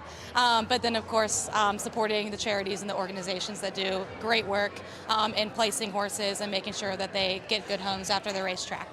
Awesome. And we've mentioned these charities multiple times tonight, but Yes. the Bridge Sanctuary, Bright Futures, Caribbean, Thoroughbred Aftercare, Mayor Worthy, who we had a rep on from earlier, New Vocations, Old Friends, Second Chance, Second Stride, TCA, therapeutic horses at Saratoga. And again, none of this would be possible without John and without all these great sponsors. Do you want to read them off to us? Yes, Thank them? absolutely. Our amazing sponsors tonight. Obviously, everybody that came out and played. We totally thank you for your support. Thank you for being here, having a great night for us. But our sponsors, some of our biggest givers tonight, the number 2s are going to be Coolmore and Churchill Downs. They're our head sponsors tonight. Thank you guys so much for being here, sending players, supporting these charities. Yes. After that, we're going to have TaylorMade Sales, Sabby Racing Stable, Basic Tipton, Keeneland, My Racehorse, and Airdrie Stud. Thank you guys so much for supporting us and our racing side, our breeding side, and then of course our aftercare side. So we appreciate everybody that came out tonight, donated, and supported us. Let's go, let's go, let's go, let's go, let's go. All right, and let's root for Resolute this weekend. Yes, got a we've couple some of horses. runners, so- Let's So go. watch the TV and cheer for us. Hopefully you'll see us in the winner's circle. We will, we will, we will, we will. All right, this has been amazing. Thank you, Juliana. Thank you, Team Resolute. Thank you, John. Thank you to everybody who had us out here tonight at the Omni. Thank you to our video team who's been running around like crazy. They all fold pizza. Greg Charkutian, J.D. Mitchell. Alex is currently folding Alex pizza. Probst Only is fold folding. the big pizza. Come on, from, show us that. From, Like New York or like really like large slices. yeah. Wait, do you not fold all slices? Only the crust. We're gonna have some issues, Juliana. Oh, We're you gonna fold have some all sizes? I Only fold if everything. they're like really big. No. You gotta fold. You don't fold everything? No, well, I normally just eat like the cheese sticks, really, but A DIY Okay. tutorial. Well, me and Juliana have to sort that out. we're gonna disagree. We're gonna sort that. This is gonna be off camera. We don't want to end on that note. Ryan Anderson. Ryan, we'll give it to Ryan 1 second here. Thank you flying in. Thank you, Juliana. Ryan Anderson flew in today. Thank you, brother. Thank you for being here, man. This was a ton of fun. First Oaks, first Derby, first live show out here for the poker for ponies, and it was a great time. I think the highlight, bar none, whatever happens in the Oaks, whatever happens in the Derby, it was Steve just walking point blank in front of our camera. There's a whole set. He disregarded all of it. I gotta respect anybody that lives in their own world the way that guy does. He stole the show. Rachel, spectacular job as always. Just vibing, man. Yeah, and you did. You crushed it. You crushed it, girl. Ashley, hell of a debut for you tonight as well. Yes, it is. Thank This you. was quite the live stream, and this is my first Derby as well, and Rachel made it happen. I'm so thankful. So Thank you for sliding in my DMs. Glad that we could make this all come together. If you guys do not already, by the way, the next couple days are really big days. There's going to be some great pieces of content coming out onto our channel. So be sure to follow along. America's Best Racing, obviously Resolute Racing, to see how things shake out for them these next couple days. But it's a huge, huge weekend. Everybody tune in. I think everything's on what? Peacock? Yeah, Peacock. You can stream it, and then you can also watch on NBC. Tomorrow, really late post, 8:40 for the Oaks, 6:57 or so for the Derby itself. I'm Dazzling Dame tomorrow. I think that's where you make your money this weekend. I'm Dazzling Dame. Last word from you? I'm counting money and I'm counting stars. Counting stars. Anybody? Anybody else? Want to drop something real quick? there's some prices. There are some prices. All right. Well, the Ashley said parlay meaning. trick. I said meaning, but we're gonna see how far. Meaning's gonna. I'm assuming 2-1, 3-1. Oh, way above that. Yeah. And I'm going Percy's bar. Percy's bar. But I do love Counting Stars too. And I ate half a tin of Counting Stars M&Ms that Ryan polished off. Yeah, you put those in front of me, those are going to disappear quickly. Oh. That was not an Four empty left. tin, by the way, Four Dan. left. Also got the Counting Stars There, sticker. We get so. one each. There's one each. Oh, that one slipped. All right, there you go. There's the Again, other one. There we go. touching Dan, food. Dan Hands folds on his food. pizza, touches other people's food, and throws candy across the table. Perfect. All right, maybe I'm the problem. I'm the issue here. Thank you so much, everybody who tuned in. This has been a lot of fun. Poker with Ponies. We will see you next time. It's America's original sport, and no one covers it better than americasbestracing.net. From the sport to the lifestyle, the best races, horses, and destination venues, cocktails, gambling, fashion, and more. americasbestracing.net is a sport for you.